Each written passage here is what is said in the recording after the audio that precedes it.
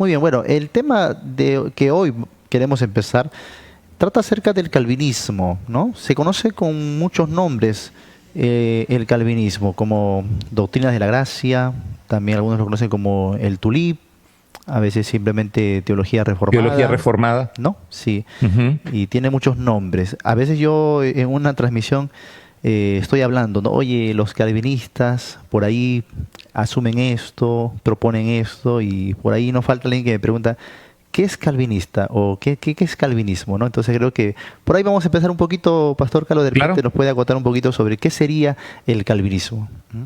claro que sí. Bueno, ¿por qué no dejamos a Juan Calvino hablar por sí mismo? Fíjate, aquí tengo en los institutos de la religión cristiana, una obra teológica cumbre de Juan Calvino, por la cual es conocido. Eh, Juan Calvino nació en 1509, murió en 1564, en el siglo XVI, y él define la predestinación, o sea que Dios destina de antemano a las personas con un propósito. Cabe mencionar que la predestinación es un concepto bíblico, pero no necesariamente encaja en el concepto calvinista de la salvación.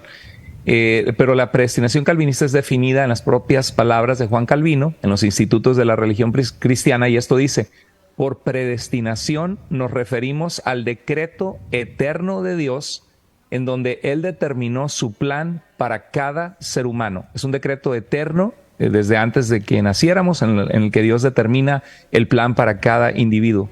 Dice: no todos son creados iguales, sino que algunos son ordenados de antemano a la vida eterna y otros de antemano a la condenación eterna. Esto se conoce como la doble predestinación. Y hay muchos en la teología reformada que no creen en la doble predestinación, sino sencillamente creen que Dios, en su gracia, está buscando escoger a algunos de entre toda la humanidad que ha sido condenada.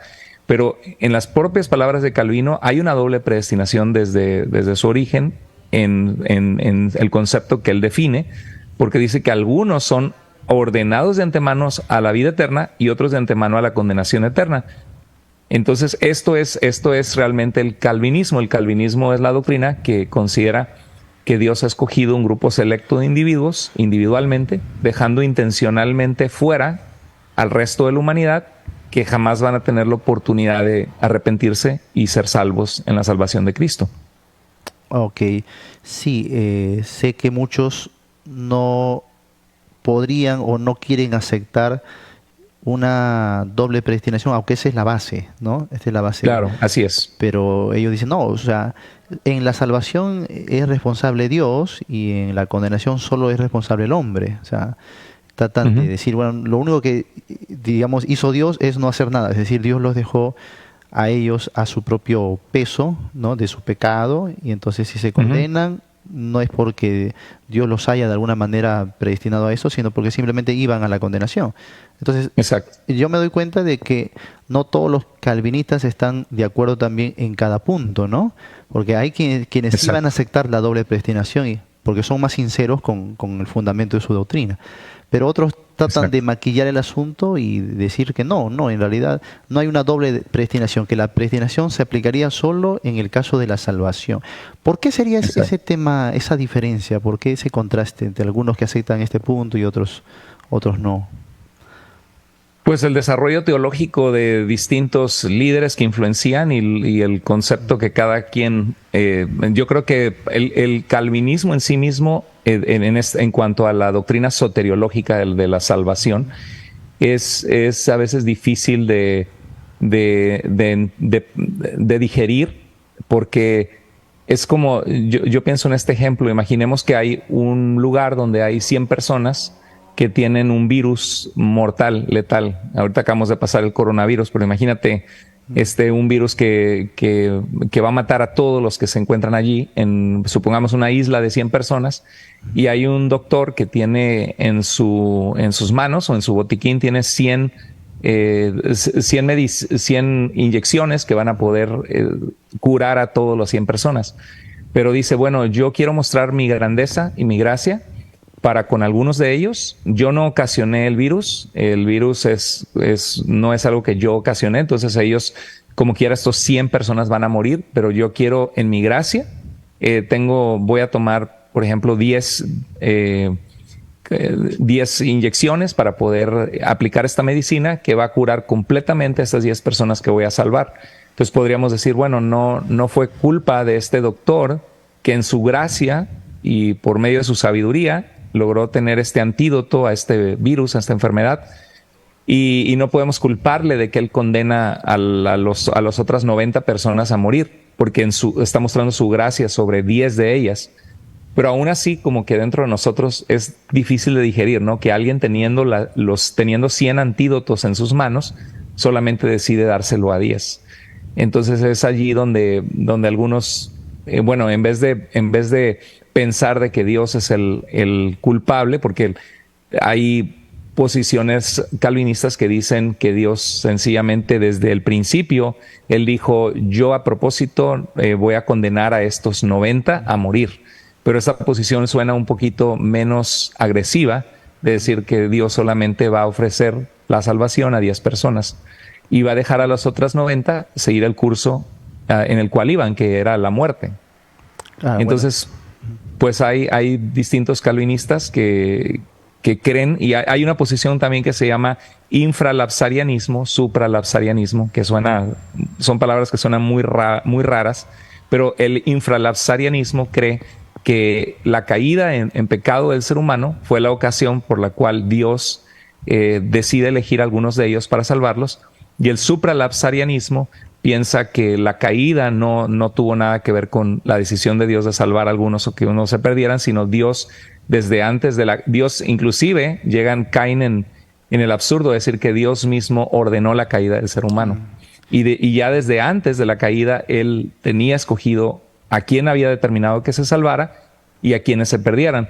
Pero lo peor de esto es que esto no es basado en que Dios, en la presciencia de Dios, como dice 1 de Pedro 1:2, que Dios conoce de antemano. No es basado en que Dios sabía quiénes ante la obra de su Espíritu Santo iban a responder con arrepentimiento y fe a la obra del Señor, a la obra del Espíritu en ellos, sino es basado sencillamente en la voluntad soberana de Dios, que nosotros diríamos que sería una voluntad arbitraria, porque no hay ninguna razón por la cual Dios elija a quienes se salvan y quienes no, solamente fue su decisión. Entonces, en este caso, aún un científico que tuviera 10 antídotos al virus, aunque él no causó el virus, teniendo la posibilidad de salvar a los 100, como que nos deja un vacío de decir, no, es que el Dios que se revela en la Escritura es más que esto, ¿no? Es un Dios que de tal manera amó Dios al mundo para que todo aquel que en él crea no se pierda, sino tenga vida eterna. Podríamos decir que sí, Dios no es autor del pecado ni del mal, aunque hay reformados que sí asumen eso, ¿no? Diciendo que aún la caída ya estaba en el decreto de Dios, ¿no? O sea, exacto. El hombre no iba a poder hacer nada, tenía que pecar porque así ya lo había decretado Dios, ¿no?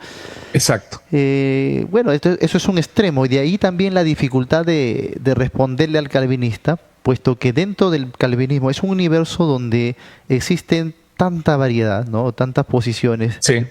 O sea, cuando hablamos del calvinismo no se puede decir que estamos hablando de un solo patrón, de un solo hilo, porque en realidad hay varios. Por eso que cuando un calvinista nos escucha diciendo algo, van a decir, oye, pero eso no creemos nosotros. Exacto. Pero hay otro ocasiones, sí. No, perdón, me ha pasado que cuando estoy hablando del calvinismo y doy alguna de estas definiciones o algún punto, me dicen, no, usted está creando un muñeco de paja sí. porque está usted definiendo el hipercalvinismo y nosotros no somos hipercalvinistas. El hipercalvinista inclusive piensa que no es necesaria la evangelización y hay creyentes que no son calvinistas que también, es que se pintan caricaturas de los dos lados, ¿no? Hay creyentes que dicen, no, es que el calvinista no evangeliza porque como quiera, es que es el sentido lógico de que si los escogidos van a indudablemente venir a la salvación de Dios por la obra que Dios ya ha decretado su salvación, pues la pregunta es cuál es mi responsabilidad de evangelizarles y como quiera lo evangelice o no, Dios lo va a hacer venir a la salvación porque ya ha sido elegido. Pero muchos calvinistas son grandemente usados por Dios en el evangelismo, hablan del Señor. No todas las iglesias calvinistas son frías en el evangelismo, pero en su mayoría sí hay algunas que tienden a caer en esa frialdad espiritual de evangelizar. Sí, yo he conversado personalmente con pastores de esa postura que así abiertamente dicen, no, nosotros no salimos a evangelizar porque los elegidos van a venir solos. Sí, Claro. así, Sí, literal, ¿no? Ahora, claro, no todos asumen eso. sí, No todo, hay neocalvinismo, hipercalvinismo, calvinismo moderado, calvinismo exacto. clásico, o sea, y entonces es un poquito difícil a veces, uno tiene que por ahí de repente decir a ver qué tipo de calvinismo está siguiendo, porque no todos siguen una misma línea, ¿no? Así es. Y tristemente algo que he visto es que a veces el calvinismo, en vez de evangelizar inconversos para que vengan a la No, salvación en Cristo, termina evangelizando cristianos, sí, convirtiendo a los cristianos, sí, reclutándolos a su sistema de pensamiento teológico y la mayoría de los convertidos claro, en el calvinismo fueron cristianos que pasaron del pentecostalismo o de la iglesia bautista o de otro tipo de iglesias sí, evangélicas y se hicieron calvinistas tras escuchar a muchos predicadores calvinistas que les convencieron, eso, más sí. que alcanzar al perdido que no conoce a Cristo. Ahora ellos, muchos de ellos lo dicen abiertamente, ellos dicen, hay que evangelizar a los evangélicos, es lo que dicen. Wow, He llegado al extremo de escuchar de algunos decir, el calvinismo es el verdadero evangelio, ¿no? Entonces, exacto. si tú no aprendiste calvinismo desde que tú comenzaste tu carrera de la fe y no seguiste el calvinismo, no estabas en el verdadero evangelio, ¿no? Entonces, y ya es Y un ese extremo, es sí. el problema, que hacen de una posición secundaria, bueno, una posición particular teológica de la salvación, la defienden y la impulsan y se apasionan por ella como si fuera el evangelio en sí mismo. Muy bien, bueno, entonces con ese entendimiento sabemos que hay calvinistas bastante moderados, hay calvinistas Claro, incluso que ni siquiera quieren debatir de ese punto, ¿no? Se lo quedan como para ellos mismos y ya está. Pero otros son muy totalmente. extremistas. Otros literalmente van a las iglesias a dividirlas, ¿no? Y tenemos que decirlo así, porque yo Exacto. en este tiempo que hemos estado en redes sociales he recibido mensajes, reportes de cualquier país del mundo, donde siempre es un hermano o un líder que me decía, mira, llegó el calvinismo y nuestra iglesia se dividió, ¿no? Exacto. Sí. Y qué interesante, ¿no? Porque Cristo nos dijo, por sus frutos los conoceréis. Ujú. Y los frutos del movimiento calvinista, generalmente tienden a hacer eso, a traer división. Ahora, yo lo que veo que ha sucedido, hay varias cosas. Recuerdo cuando, al crecer en mi vida cristiana, yo vengo de una familia donde mi papá, el Señor lo alcanzó del catolicismo romano, mi papá era súper católico, y mi mamá judía, mis abuelos huyeron de Hitler, de Alemania, en 1938, 39, llegaron a Argentina como refugiados. Mi mamá se conoció de Jesús como su Mesías, se enamoró del Señor. Mis padres se conocieron en la cárcel, hablando de Cristo en la cárcel. Y entonces mis padres tenían una vida de evangelismo muy hermosa. Ellos ganaron para Cristo a mis suegros en Coatzacoalcos, Veracruz, en México. Y siempre las iglesias que fuimos parte, mucha gente vino a la iglesia que mis padres ganaron para Cristo, discipularon. Entonces me recuerdo que al crecer en México me encontraba yo un cristiano, aunque fuera pentecostés o bautista o metodista, presbiteriano, y era una gran alegría encontrarte a alguien que conocía al Señor. Era, hermano, Dios te bendiga, tú también eres cristiano. Era una gran celebración, una gran alegría. Y no se escuchaba tanto no se escuchaba eso de calvinismo, arminianismo. Lo que se escuchaba era Cristo y Cristo cambió nuestras vidas, tenemos que proclamar su evangelio. Entonces yo creo que fue a partir de más por el año 2010 que empecé a ver que hubo un gran auge en esto del calvinismo.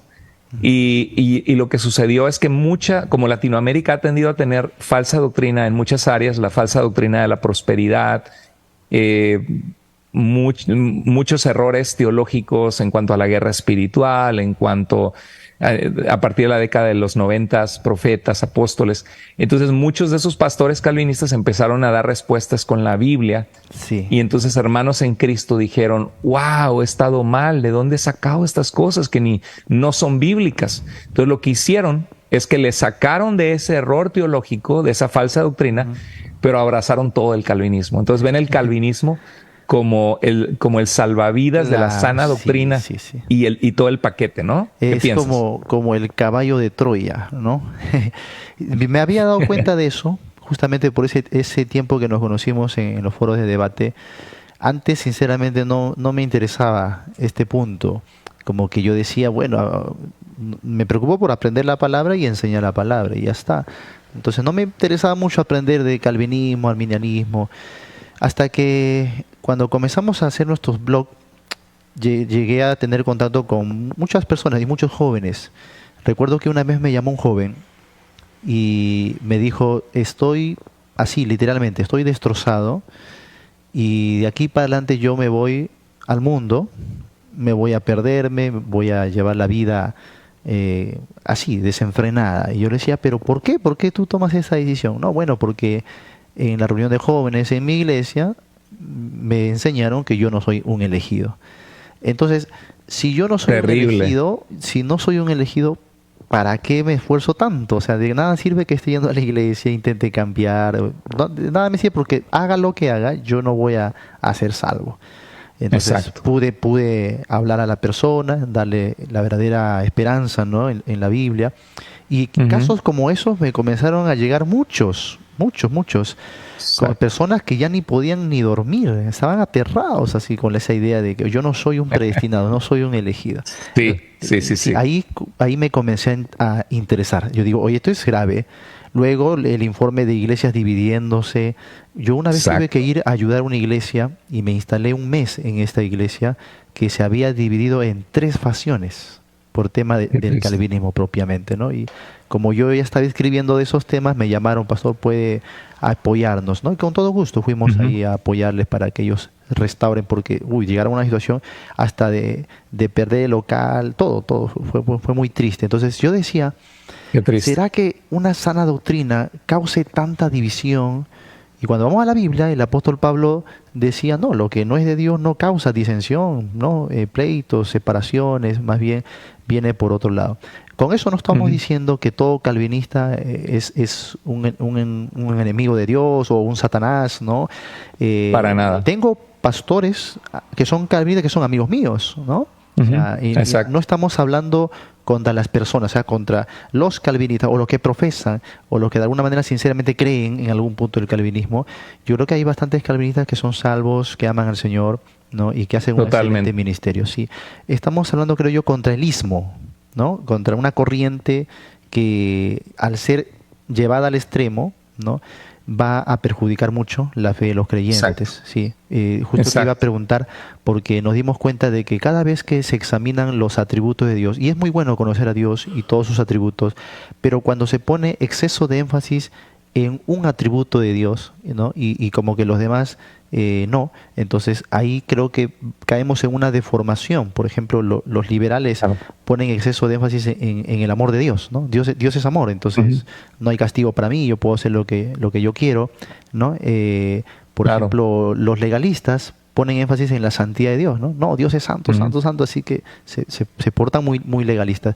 Pero creo que el calvinismo se va por la soberanía de Dios, ¿no? Entonces, si Dios es soberano, puede hacer lo que Él quiera, no tenemos derecho a decirle nada. Creo que toman Romanos 9 justo la parte cuando dice, ha hecho pues de un mismo barro vasos de ira y vasos de misericordia. Ujú. Entonces, Él hizo Ujú. ambos vasos, los que se van a perder y los que se van a salvar, Exacto. ¿no? Entonces, creo que ellos ponen ese énfasis demasiado en la soberanía de Dios. Mm. Y dicho sea de paso, hermano Jonathan, yo creo que es totalmente fuera de lugar. Bueno, enfatizan la soberanía de Dios, pero la soberanía de Dios significa que Dios tiene el poder Sí. absoluto de hacer lo que a Él le place como Dios sin rendirle cuentas a nadie. Eso significa la Claro. soberanía. Está La por encima de soberanía no todo. Sí. significa, pero la soberanía no significa que el calvinismo sea cierto. O Claro. sea, el problema es esto, que es que creemos en la soberanía de Dios o Dios es soberano en la salvación. Y yo digo un rotundo amén a eso. Creemos en la absoluta soberanía de Dios. La soberanía de Dios no significa que Dios planeó que la salvación fuera como el calvinismo la define. Eso no tiene nada que ver con soberanía, eso tiene que ver con la forma en que tú has percibido a Dios y no es necesariamente la forma en que Dios se revela a sí mismo en las Escrituras.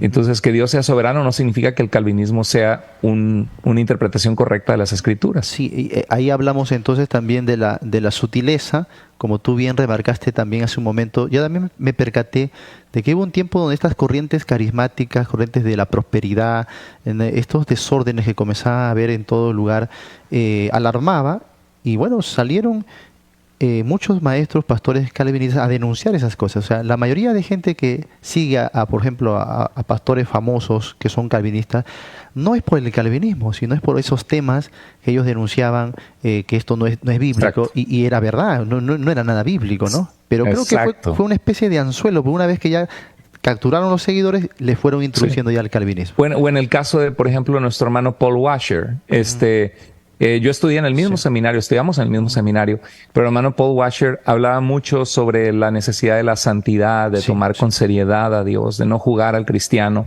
Y esto apeló a muchas personas porque había necesidad de predicar estos temas. Sí. Pero el problema es de que pues abrazaron todo el sistema del calvinismo y qué increíble, ¿no? Porque es una persona que cuando habla, lo escuchas y dices, bueno, es una persona que tiene una gran pasión por Dios, amor por el Señor. Pero, sin embargo, yo soy testigo de que su predicación ha causado mucho daño en algunas personas. Sí. Y división en iglesias. Entonces es interesante porque ha sido lo opuesto de la actitud que él presenta. Claro. Y probablemente él no tiene esta intención, pero es el resultado de una teología errada en ese aspecto. ¿Sabes que él hizo bastantes años ministerio aquí en Perú? Sí, eso me enteré. Sí, ajá, eso sabía. Claro, se fundó una iglesia aquí, cerca de donde estamos nosotros. Y años más tarde, ya cuando él salió, ¿no? Yo llegué a un punto y encontraba a alguien que salió de esa iglesia, ¿no? Y llegaba a otro punto y encontraba a otro que salió entonces, de la iglesia que él había dejado, se dividieron y se iban para todo Lima, para todas las iglesias, y siempre me trataban de informar de eso, ¿no? El daño que habían sufrido, lo que había causado con él. O sea, siempre el mismo patrón. A donde vamos siempre es el mismo patrón de que este tema, esta filosofía, este tipo de teología al final resultó para mal, no para edificación. Y bueno, tenemos que avisar sobre la sutileza, porque a veces entran con muy buenos temas. Ese sermón de Paul Washer, recuerdo cuando era yo bastante jovencito, creo que se llama Por el camino angosto, ¿no? Donde lo invitan a una iglesia y él dice no me aplaudan, ¿no? Y comienza a predicar. Fue un sermón que de verdad impactaba, hablaba de dejar el liberalismo, ¿no? La vida mundana y tantas cosas. Entonces creo que por esos temas, ¿no? Son los que ingresan a seguirles, y luego años más tarde me sorprendió escucharle hablar a él de la predestinación, de la elección y de todos estos temas que confunden mucho, lamentablemente, ¿no? Totalmente. Bueno, entonces... Y es interesante porque no es consistente. En una ocasión recuerdo escucharle decir algo así como que muchos les hacen una oración, critican mucho la oración del pecador, ¿no? En la iglesia primitiva, el apóstol Pedro predica y dice, ¿qué debemos hacer? Bueno, dice, estaban compungidos de corazón y dice, arrepiéntanse y bautícese cada uno en el nombre de Jesús, que no necesariamente es la fórmula, sino la identificación en el bautismo con la salvación de Cristo, Hechos 2:38. Y vemos que 3,000 personas se convierten y es el bautismo. Y nosotros como cristianos tendemos a enfatizar mucho, cristianos evangélicos, enfatizamos mucho Romanos 10:9-10, que si confesares con tu boca que Jesús es el Señor, creyeres en tu corazón. Por supuesto, no estamos diciendo que hay una oración que es mágica, sino es guiar a las personas a que si el Señor ha tocado su corazón, realmente se arrepientan, renuncien a su pecado, clamen al Señor, confíen en Jesús. Y esa oración es un acto de fe que no tiene nada necesariamente antibíblico, así como el cristiano en el Nuevo Testamento en ese momento bajaba las aguas y era bautizado confesando el nombre del Señor. Y recuerdo que decía que muchas iglesias están mandando a las personas al infierno o dándoles una falsa seguridad de salvación solo por haber repetido una oración.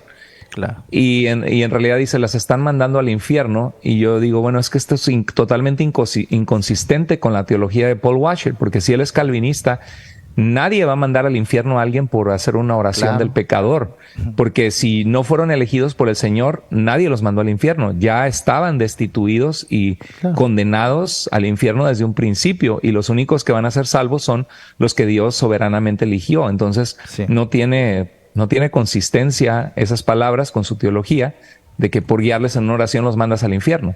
Sí, claro. A veces es cierto, su práctica se aleja mucho de lo que dicen creer, ¿no? Y veo eso, veo que mucho hablan contra las iglesias, lo que hacen, si no hacen, y yo siempre también me preguntaba, o sea, pero ¿de qué les sirve tanto hablar de eso si al fin y al cabo ellos creen que solo los elegidos van a ser salvos? No tienen ningún sentido. Bueno, te escuché también en un video, muy bueno por cierto, decir pues que nadie se hizo calvinista leyendo solo la Biblia. O sea, Estoy convencido de eso. Que alguien de pronto estudie la Biblia. Bueno, yo al iniciar mi vida cristiana estudié solo la Biblia en mi habitación, me recuerdo, por varios años. Solo con la Biblia, ¿no? Y más o menos entiendo lo que es estar en ese estado. Pero tienes razón, o sea, yo no me hubiese atrevido a pensar en ese tiempo que estudiaba la Biblia, oye, que aquí me está hablando de este tipo de doctrina como hace el calvinismo. Nadie se hace calvinista con leer solo la Biblia. Sí, estoy convencido que nadie se hace calvinista, nadie se hace católico romano, nadie se hace raíces hebreas, movimientos que combato mucho en mi canal, tratando de mostrar el error de estas doctrinas para que la gente no caiga en ellas, porque sé que la falsa doctrina lastima la vida de la gente. Y sí, o sea, ¿quién le termina de leer la Biblia y dice, tengo que guardar el Shabbat del Nuevo Testamento, ¿no? Que tengo que guardar el Shabbat, tengo que dejar de comer puerco, tengo que comenzar a celebrar las fiestas santas a Yahweh, y empieza a cambiar su lenguaje y empieza a llamarla Jesús Yeshua, cuando el Espíritu Santo inspiró 986 veces le llama Jesús Jesús, el Nuevo Testamento griego. Nadie se hace raíces hebreas así, se hace por haber escuchado horas y horas y horas de enseñanza. Nadie termina de leer la Biblia y dice, tengo que hacer la primera comunión, que mi hijo haga la primera comunión, o tengo que bautizar a mi bebé recién nacido, tengo que estar en la única iglesia verdadera. Sí. Sí. O tengo que rezar a María para que ella interceda por mí ante Cristo. Nadie es ese católico romano leyendo la Biblia. Y de la misma manera, en el calvinismo igual, yo creo que nadie se hace calvinista. Puede ser que haya alguna excepción de alguien que leyó Efesios capítulo 1, verso 3 y 4, 3 al 5, 3 y 4, que habla de que somos escogidos desde antes de la fundación del mundo, y toma cierto concepto y dice, Dios nos eligió. Puede ser que haya alguna persona, pero es raro. La mayoría de las personas que terminan con esta convicción es porque han escuchado muchos mensajes de Paul Washer, del hermano Miguel Núñez, de la Coalición por el Evangelio, de John MacArthur. Entonces ya empiezan a ver las cosas así, ¿no? Porque ya les empezaron a mostrar en los textos bíblicos la teología que han inyectado en estos textos. Sí, recuerdo una vez me dijeron, oye, hay un ministerio que están regalando libros de estudio para pastores. Inscríbete. Yo, sí, dije yo, qué interesante. Entonces me inscribí, ¿no? Me registré y de verdad me enviaron un lote de libros desde España, ¿no? Me llegó a la puerta de mi casa. Y dije, qué bueno, para instruirme en la Biblia. Y cuando yo saqué ese gran paquete, eran como 20 libros que me habían mandado. Y sinceramente, solo uno era de estudio bíblico, más o menos un manual para estudiar el libro de Santiago. Los demás eran confesiones de fe, el tomo 1 de Calvino, el tomo 2, todo, o sea, era pura literatura reformada, ¿no? Entonces también hay muchos que aprenden todas esas cosas, y yo me doy cuenta porque siempre que converso con alguien que sigue esta posición, me recita una frase tal cual, y yo ya sé que está citando un libro, un autor, y todos hacen exactamente lo mismo, pero difícilmente me abren el texto y me explican el contexto. Es muy difícil eso. Exacto, exactamente. Y yo considero que ese es el punto, el talón de Aquiles del calvinismo, Mira, yo siento, en una ocasión escribí algo así, de que el calvinismo se presenta como un león rugiente. No estoy hablando del diablo, se presenta como un león muy fuerte. O sea, si lo vemos teológicamente, sí. Imagínate un león, ese león de Metro Goldwyn Mayer, ¿te acuerdas de las películas que rugía? Claro. Y entonces teológicamente te imaginas al calvinismo así como un león fuertísimo, teológicamente, MacArthur, predicar verso por verso la Biblia, hacer una correcta exégesis del texto bíblico, la teología, y se presentan como un gigante, y pues llegan con nuestros hermanos en Latinoamérica, que muchos no tienen formación teológica, que hay mucho énfasis en las emociones, en el movimiento carismático, iglesias pentecosteses que hablan mucho de las emociones, de ser guiados por el Espíritu. Entonces los ven y dicen, no, estos son gigantes, y tienen gente con doctorados, con PhD, dicen, wow, el doctor John MacArthur, tantos libros escritos. Pero la verdad es que cuando he analizado, eso es algo que he hecho en mi canal de Carlos Andrés Moore, tengo varios videos de analizando todos los textos que el calvinismo utiliza, como Juan 6:44, nadie viene al Padre nadie puede venir a mí si el Padre no le trae primero, ¿no? O Romanos 9, no depende del que quiere ni del que corre, sino de quien Dios tiene misericordia. Y utilizan ciertos pasajes que parecen ser muy claros. O sea, tú los ves sin el contexto y dices, wow, es que esto es la verdad. Y por eso convencen.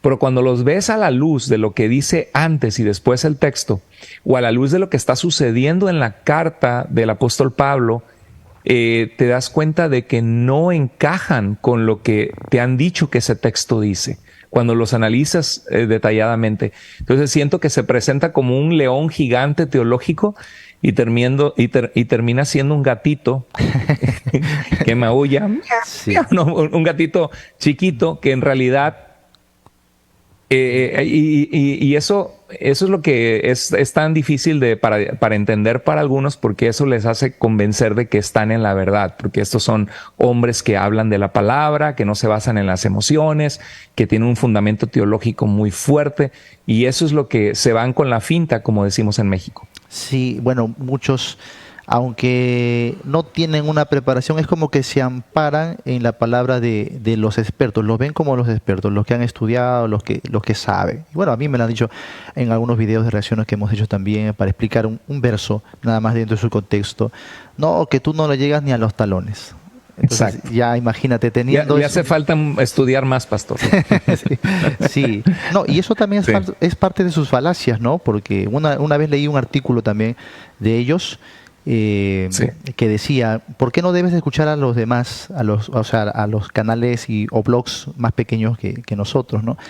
Y ellos comparaban el calvinismo con la teoría de la relatividad de Albert Einstein, ¿no? Entonces decía, esa teoría solamente la van a entender algunas pocas personas en el mundo. Igualmente, el calvinismo es tan complejo y tan alto y se necesita de tanta preparación que no todos lo van a entender, solo algunos cuantos que somos privilegiados en entenderlo. Exacto. Entonces, exacto. Y es como condescendiente, dicen en Estados Unidos, como pobre ignorante, pobre tú que no entiendes, que no tienes la profundidad teológica para comprender este misterio de los decretos soberanos de Dios, ¿no? Sí.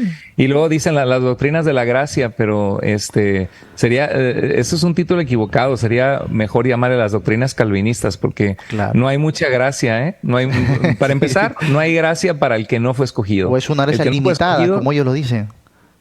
Sí, el que no fue escogido ha sido reprobado, se amoló. Y por el otro lado, a la hora de platicar con los que tienen una actitud presuntuosa, ¿verdad? Porque yo tengo amigos, pastores calvinistas, que son bellas personas, aman al Señor, son humildes, y no tengo ningún problema. Siempre yo digo, yo no tengo ningún problema con que tú seas calvinista. Si tú quieres creer que Dios te eligió a ti como individualmente, pasando por alto a muchos otros, y eso te hace a ti engrandecer a Dios, y eso no, o sea, el pensar que nosotros por la gracia podemos responder a la obra del Espíritu Santo y a la obra completa de Cristo en la cruz, de ninguna manera nos hace a nosotros tener mérito alguno en nuestra salvación, porque la salvación es toda de Dios. Nosotros estamos respondiendo a lo que Él ha hecho, y en nuestra mente Dios es excelso, Dios es soberano, Dios es precioso, no somos nada delante de Él. Entonces, creo que no necesitas ser calvinista para tener esa convicción tan grande de quién es Dios.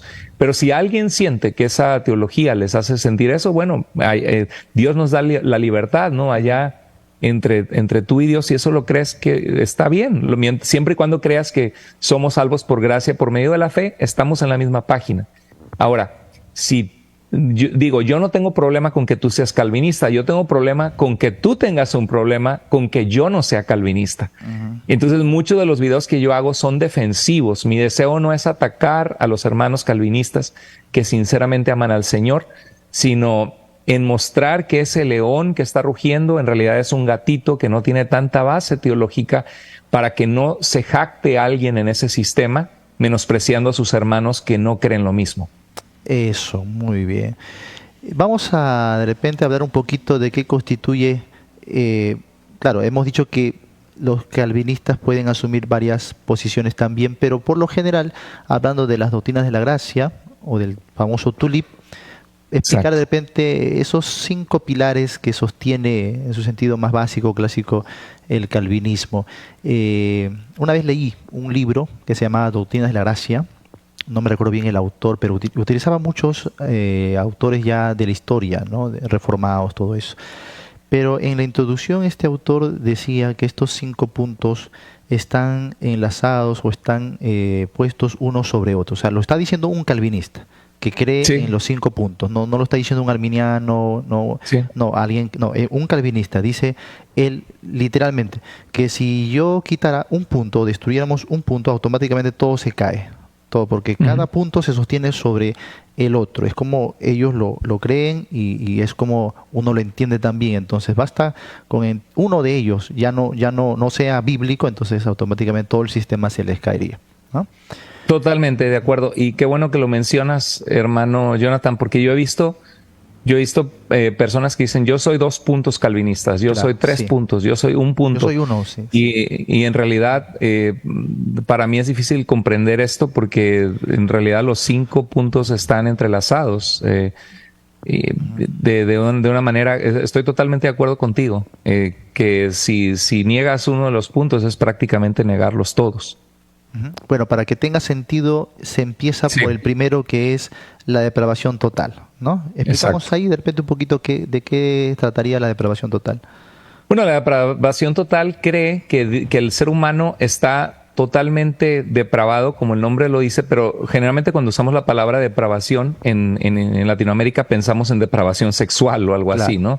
Pero no, la depravación se refiere a que el ser humano, su voluntad y su corazón está totalmente inclinado hacia el pecado, hacia el mal, de tal manera que está cegado. Ciertamente, 2 Corintios 4:4 dice que el príncipe de este mundo ha cegado el entendimiento de los incrédulos para que no les resplandezca la luz del evangelio de Cristo. Eso estamos de acuerdo, que Satanás ciega los corazones de las personas que están bajo su voluntad, pero ellos creen que de tal manera el ser humano está cegado, y les encanta la analogía de utilizar en Efesios capítulo 2, versículo 1, que dice: Él nos dio vida cuando estábamos muertos en nuestros delitos y pecados, siguiendo la corriente de este mundo, conforme al príncipe de la potestad del aire. Entonces lo que dicen es que el ser humano está muerto, y les encanta citar Juan capítulo 11, que Jesús resucitó a Lázaro y le dijo: Lázaro, ven fuera.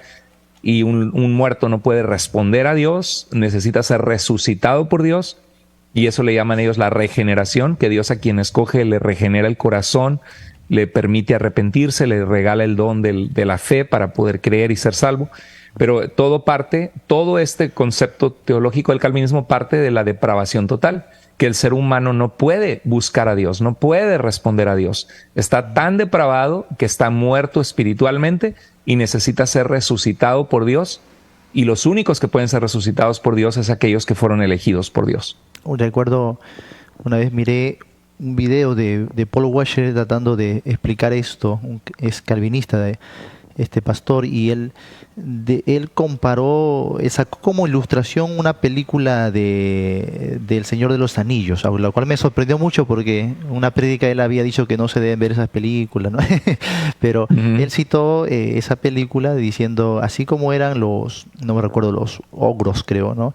que odiaban, que estaban llenos de ira y todo esto, el ser humano en su depravación total no solamente está incapacitado de hacer lo bueno o de buscar o de creer en Dios, sino es odia a Dios, dice él. Él lo odia tanto que si en este momento Dios abriera el infierno y dijera ahí a los que están en el infierno, salgan, les doy una oportunidad de salir, el hombre lo odia tanto que dice, no, Dios, no quiero salir de aquí porque te odio. O sea, Qué absurdo, ¿no? Qué ridículo cuando, sí. cuando en Lucas capítulo 16, Claro. la parábola del rico y Lázaro, el rico estaba en el Hades y de Sí. Señor, manda a Lázaro que vaya a mis hermanos para que no vengan a este lugar de tormento. Claro. Y lo enseñó Dios Jesús. Nada que ver.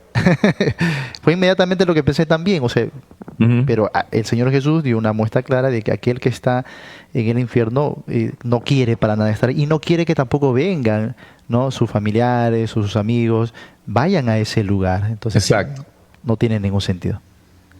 Claro, no, y por ejemplo, está muy en contra de muchísimos pasajes bíblicos que el Señor invita a las personas a venir a Él y donde en Hechos, por ejemplo, en Hechos capítulo 17, en el verso 26 y 27, el apóstol Pablo está hablando con los epicúreos estoicos en Atenas y está predicando y dice que Dios hizo de una misma sangre de un mismo linaje a todos los seres humanos y fijó los límites de su habitación y dice, ¿para qué Dios los creó? Dice, para que busquen a Dios y aunque sea a tientas lo encuentren, porque ciertamente Él no está lejos de ninguno de nosotros.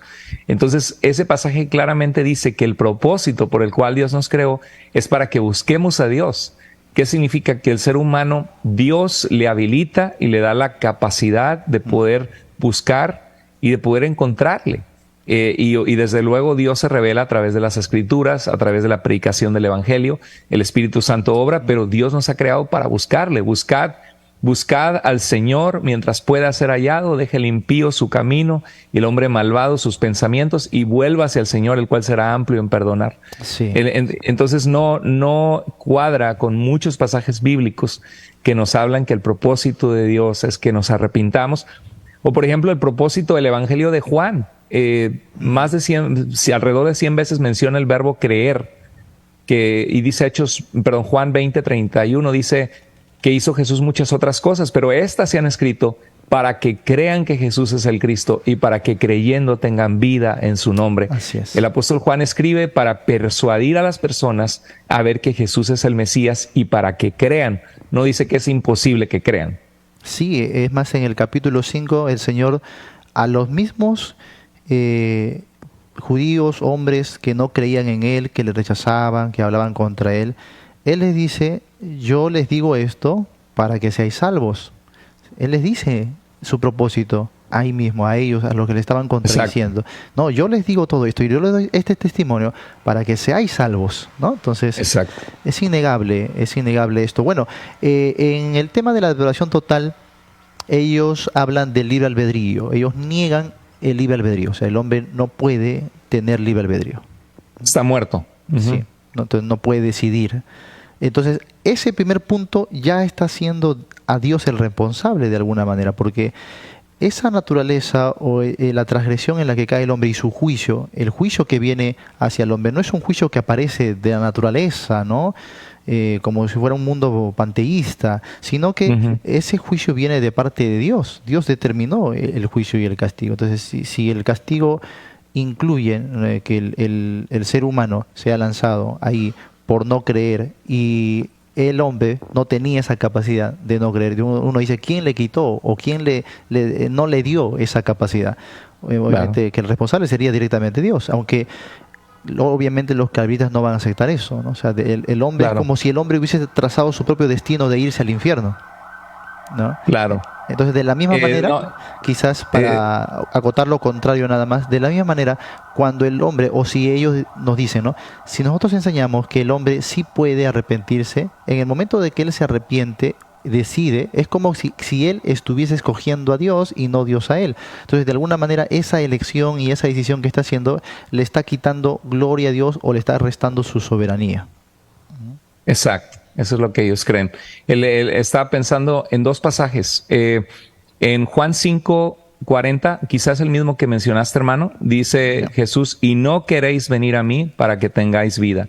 O sea, Jesús les ofrecía vida, pero ellos no querían venir. Jesús dijo que no dijo, y ustedes no podéis venir a mí, sino ustedes no queréis venir a mí, o no, que ustedes no quieren venir a mí. Y el otro pasaje, Mateo 23:37, me encanta citarlo en diálogo con nuestros hermanos calvinistas, porque dice que Jesús se entristece grandemente sobre Jerusalén, que ahí no dice que lloró, pero en el Evangelio de Lucas dice que lloró sobre Jerusalén, y dice que dijo esas palabras: Jerusalén, Jerusalén, que matas a los profetas y apedreas a los que te son enviados. ¿Cuántas veces quise juntarte como la gallina junta sus pollitos debajo de sus alas y no quisiste? Ahí vemos que Dios quería, Jesús quería salvarles, Jesús quería tenerles bajo la cobija de sus alas, de su protección, y eso es venir a Él en la salvación. Sí. Venir a arrepentirse y estar bajo su voluntad. Te quise juntar como la gallina junta sus pollitos y no quisiste. Ahora, entonces Dios quería, pero ellos no. Claro, ellos piensan o dicen que ahí solamente está expresando un deseo. O sea, es como que Dios desea, y eso no significa que lo haya hecho. Pero cuando Jesús está explicando eso, está explicando casi todo el Antiguo Testamento, y vemos no a un Dios que desea, sino un Dios que acciona ese querer, que hace las cosas. Entonces, claro, ese cuántas veces quise no es solamente un deseo, es una acción que él estaba haciendo. Exacto. Para salvar a su pueblo. Sí. Y no es un deseo, porque dice que apedreas a los profetas, matas a los profetas, apedreas a los que te son enviados. ¿Qué significa? Dios les mandó portavoces, les mandó profetas. ¿Sí? ¿Y cuál era la predicación? Volveos a mí, arrepentíos. Sí. Era un llamado a venir. Claro. Nunca se parte del concepto de que es imposible que vengan, o que es imposible que vean, o que jamás pueden venir. No, ese es un postulado de un marco teológico externo a las Escrituras, impuesto sobre las Escrituras, pero que no es la posición de la Biblia misma. Y solo así tendría pues sentido la condenación. Por ejemplo, en Pablo, en 2 de Tesalonicenses, el verso 10, dice: y con todo engaño de iniquidad para los que se pierden, por cuanto no recibieron el amor de la verdad para ser salvos. Aquí tenemos un claro ejemplo de personas que Dios sí deja. Pero ¿por qué los deja? O sea, no los deja porque es soberano y quiere dejarlos. Los deja porque ellos no recibieron el amor de la verdad para ser salvos. Exacto. Excelente. Bueno, ese sería el primer punto, la depravación total. El siguiente viene de este primer punto, la elección incondicional, ¿no? O sea, exacto. Más o menos, puesto que el hombre está tan depravado que no puede hacer absolutamente nada, ni siquiera creer ni nada, entonces Dios soberanamente elige a los que va a salvar, ¿sí? Más o menos. Exacto, así es. La elección incondicional es que la razón por la que algunos se salvan es porque son aquellos que Dios ha elegido para ser salvos. Desde antes de nacer los ha elegido para ser salvos.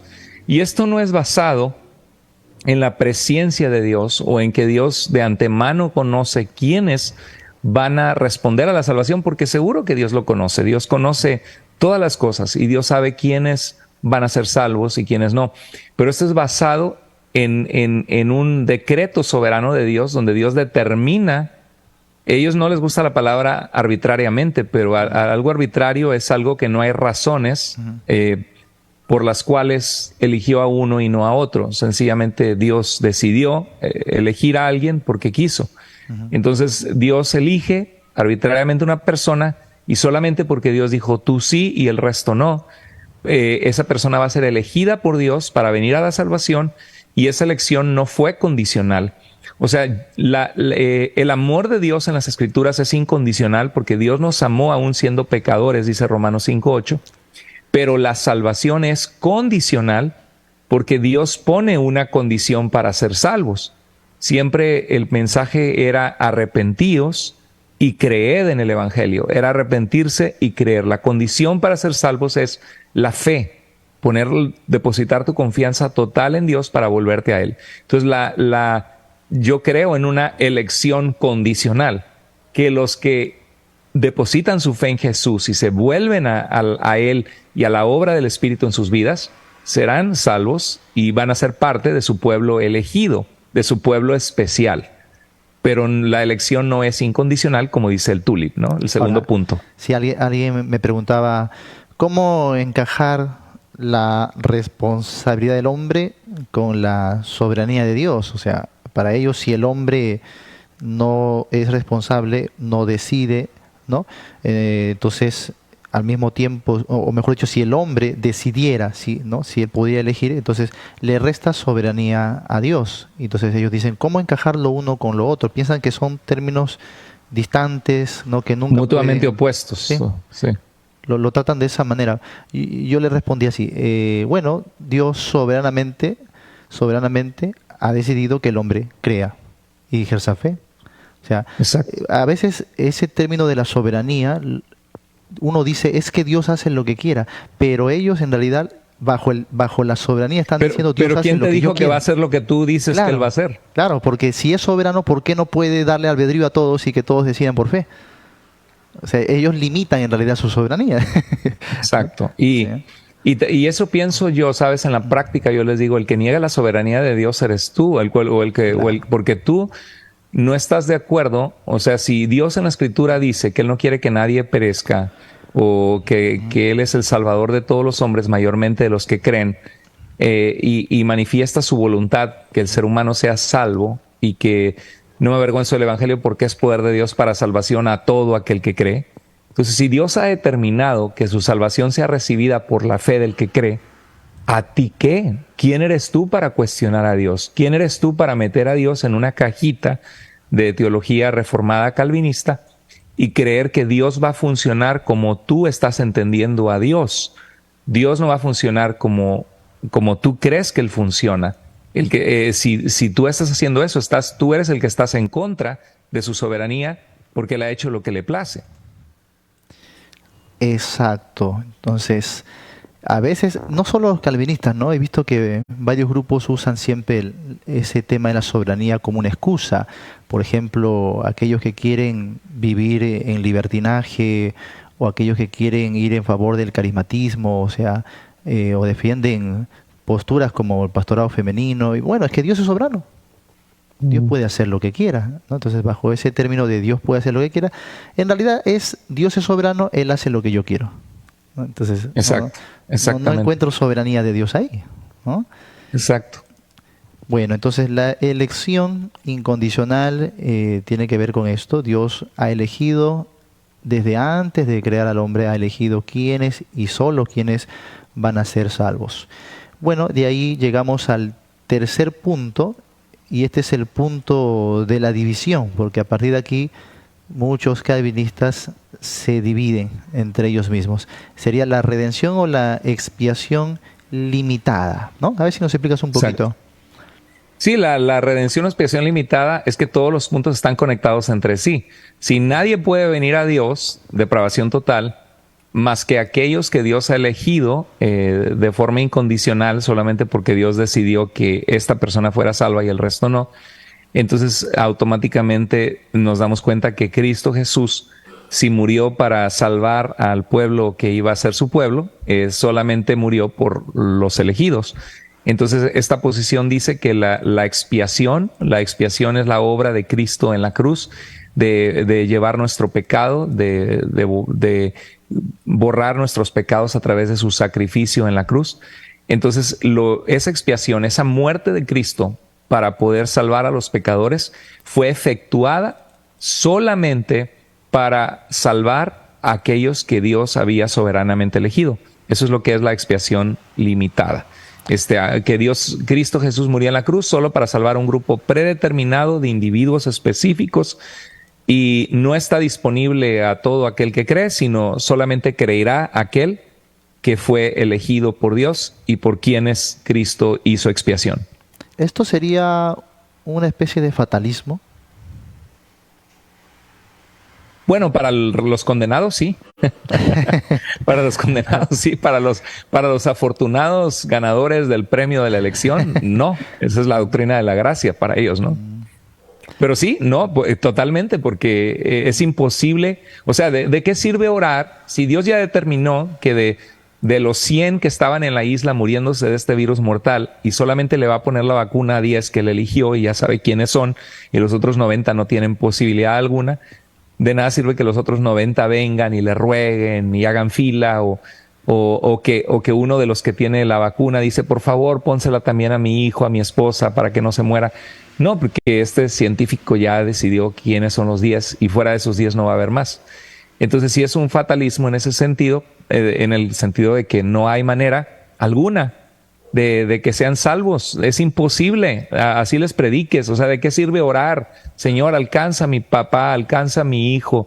Señor, alcanza a mi hermano que no te conoce. Padre, abre sus ojos espirituales, pon personas en su vida que le hablen de ti. Señor, quebranta su corazón, pon circunstancias que tú le hables, lo atraigas a ti con cuerdas de amor, que pueda saber que ver su necesidad de ti, Señor. Entonces, de nada, yo puedo orar 20, 30 años por mi mamá, por mi hermano, pero si no es uno de los elegidos, pues es un fatalismo, porque no hay, Dios no lo eligió, punto, se amoló. Sí. Una vez vi un post de un pastor, justamente también estaba en estos foros de debate de antes, y él en su perfil escribió por qué había fallecido su hija, una niña, ¿no? Y él decía, bueno, doy gloria a Dios por su soberanía, aunque mi esposa está destrozada y estamos tristes, en depresión, ¿no? Pero en su soberanía Dios pues no había elegido a nuestra hija, ¿no? Entonces, horrible. Wow. Creo que ya eso es un tema de hipercalvinismo, ¿no? Pero que, como yo siempre digo, a veces cuando vamos a estos puntos extremos, varios calvinistas dicen, no, pero eso es hipercalvinismo, eso es neocalvinismo, claro. Pero, ¿cuál es su fuente? O sea, si vamos a la raíz, es la misma. O sea, claro. El calvinismo trae el neocalvinismo o el hipercalvinismo, ¿no? No tienen un fundamento distinto. Esto es la consecuencia lógica de su sistema de pensamiento. Claro, sí. Entonces yo le dije, estamos hablando de lo mismo, ¿no? Por más que quieras ponerle otro título, ¿no? Vas a guiarlo de otra manera, pero es lo mismo, y damos cuenta que llega o lleva a las personas hacia el fatalismo, ¿no? O sea, pensar que porque mi hija, mi hijito menor, infante, ha muerto es porque Dios no lo eligió, ¿no? O sea, no tiene ningún sentido.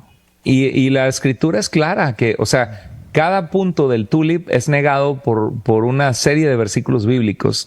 Juan 3:16, de tal manera, tan grande, tan profundo fue el amor de Dios por el mundo, que ha dado a su Hijo unigénito para que todo aquel que en Él cree no se pierda, mas tenga vida eterna. Está hablando que Dios entregó a Cristo para ser salvo, para morir por los pecados del mundo, para que todo aquel...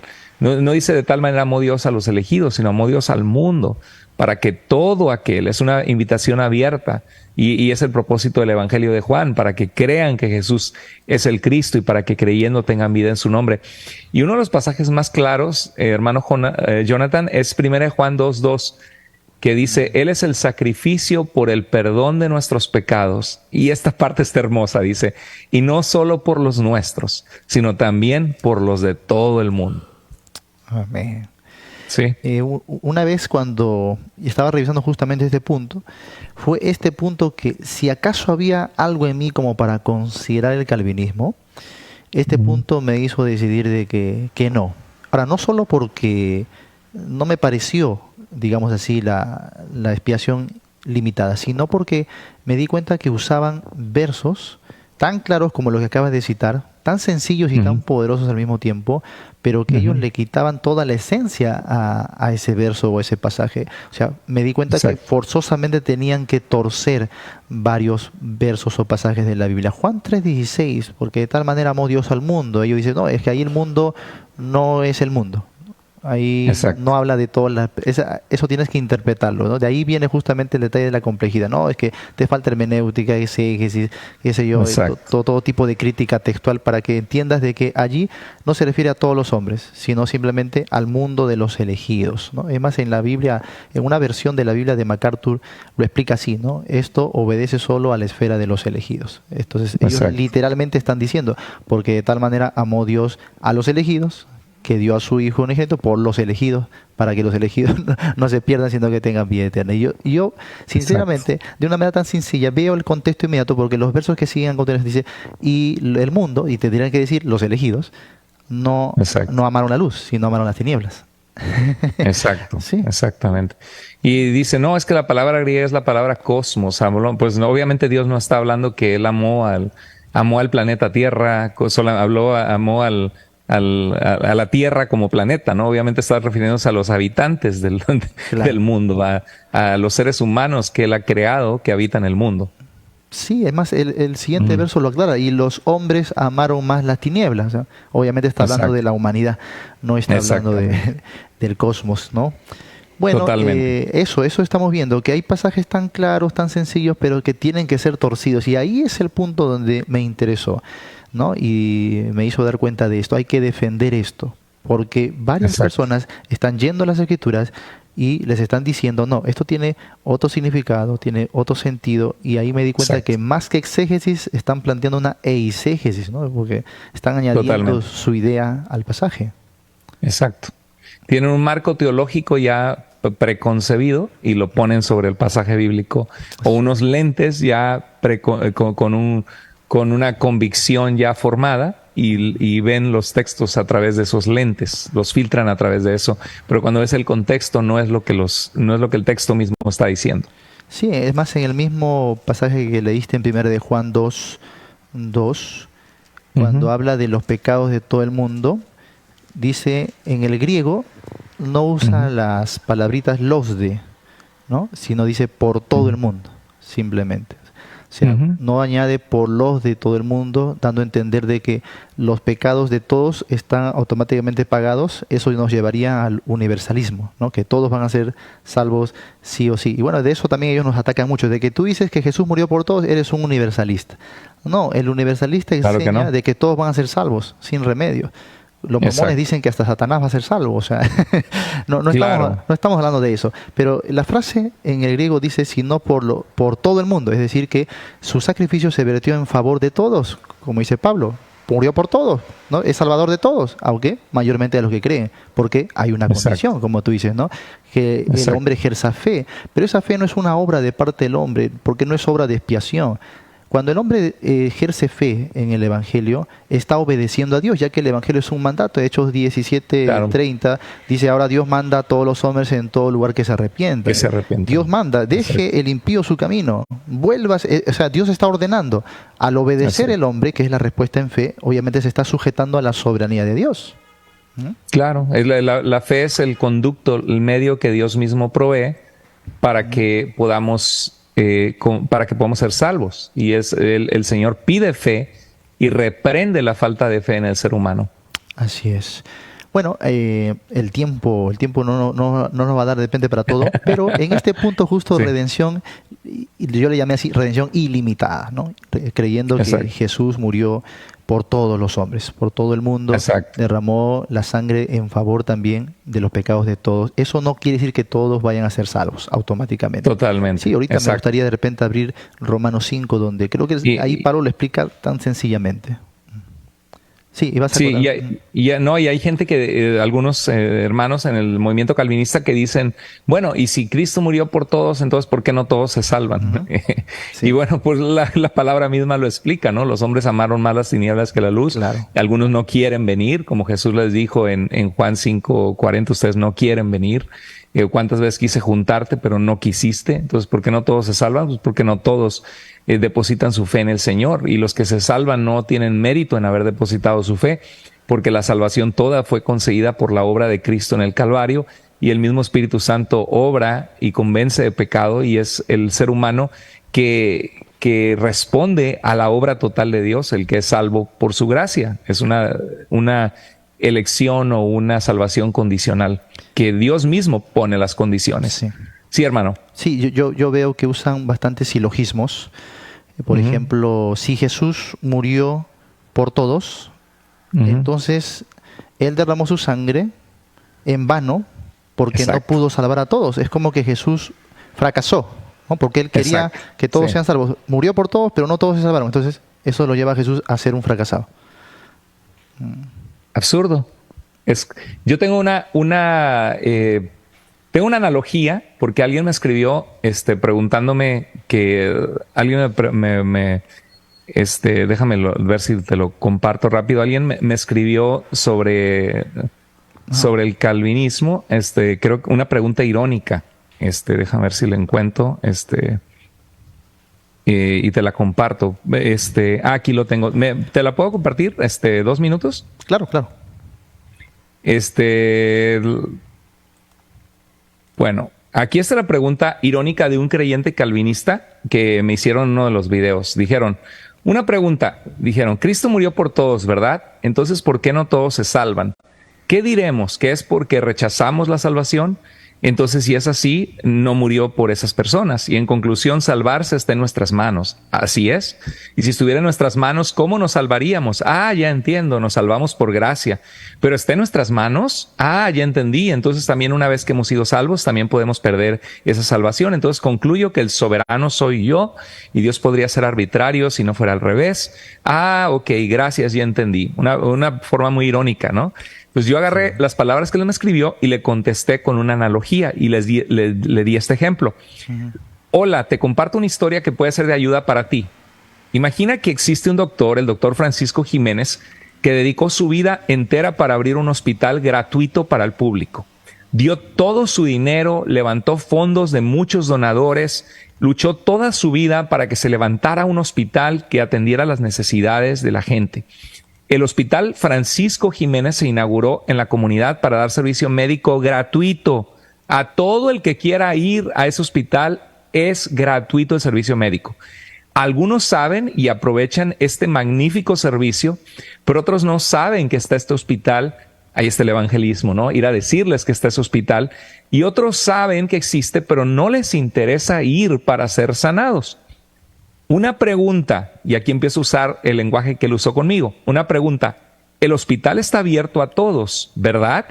Entonces, ¿por qué no todos van para ser sanados? ¿Qué diremos? ¿Que es porque rechazamos ir al hospital? Entonces, si es así, el hospital no era para ellos. Es ridículo, ¿no? Porque el hospital sí era para ellos y el hospital no está desperdiciando sus recursos, sencillamente está abierto para todo el que quiera ir. Y en conclusión, ir a recibir atención médica gratuita para ser sanados está en manos de los pacientes. Y si estuviera en manos de los pacientes, ¿cómo se sanarían? Ya entiendo. Entonces también una vez que han sido sanados, podemos concluir que ellos se sanaron solos. Ellos se sanaron a sí mismos. El reconocimiento no es para el doctor Francisco Jiménez, que pagó un alto precio y dio toda su vida para que eso fuera posible. El reconocimiento no es para los doctores y enfermeras que trataron al paciente, brindándole atención médica gratuita. Como el paciente aceptó recibir esa atención gratuita y el hospital pagó toda su cuenta, entonces toda la gloria es para el paciente. Él se sanó solo y se puede jactar de eso. Ya entendí. Gracias. No, y es cierto, ¿no? Es cierto. Ahora, también le escuché a otro decir que si Jesús murió por todos, entonces Él murió y derramó su sangre por gente que está en el infierno, algo así, ¿no? Entonces, tratan de siempre introducir esas ideas, esos silogismos como para llevar al absurdo, ¿no? Exacto. Ese es un tipo de falacia. Yo voy a llevar ese argumento al absurdo, a veces a la mofa, a la burla, entonces para que tenga más peso lo que yo digo. Pero hay algo que ellos están olvidando, sí, y que en mi estudio personal de la Biblia me di cuenta que la sangre de Cristo no solamente fue derramada o no solo va a ser usada para salvar, sino también para condenar aquellos que van a ser culpables de la sangre de Cristo, ¿no? Entonces, siempre que alguien obedezca a la fe para ser salvo o niegue la fe para ser condenado, la sangre de Cristo va a ser el elemento de su juicio también, así como también de la salvación de aquellos que sí han creído. Pablo en el Evangelio decía, se revela la justicia de Dios por fe, pero también se revela el justo juicio de Dios. Entonces, vemos eso, la sangre de Cristo, la obra de Cristo, también va a ser usado como un elemento de juicio, porque hay hombres que van a rechazar esa sangre, van a rechazar ese sacrificio, y entonces ahí está justamente el detalle de su juicio y su condenación. Entonces creemos que de alguna manera sí. Por ejemplo, a ver, en Segunda de Pedro, capítulo 2, el apóstol Pedro habla aquí de unos falsos maestros, falsos profetas. Es interesante lo que dice el verso 1. Pero hubo también falsos profetas entre el pueblo, como habrá entre vosotros falsos maestros, que introducirán encubiertamente herejías destructoras y aún negarán al Señor que los rescató, atrayendo sobre sí mismos destrucción repentina. Esto Muy bueno. una vez lo saqué para explicar la expiación ilimitada, porque aquí claramente está diciendo el Señor que los rescató. No quiere decir que Exacto. los salvó, porque en el griego esta palabra es que pagó el precio, el precio de su rescate. Es Exacto. redención, es pagar el precio. Es decir, que la deuda por el pecado de ellos ya estaba pagada, ¿no? Pero que ellos Exacto. rechazaron, obviamente, que ellos no lo aplicaron a sus vidas. Como dijo un pastor, de nada sirve tener un buen médico y una buena medicina si tú no la tomas, ¿no?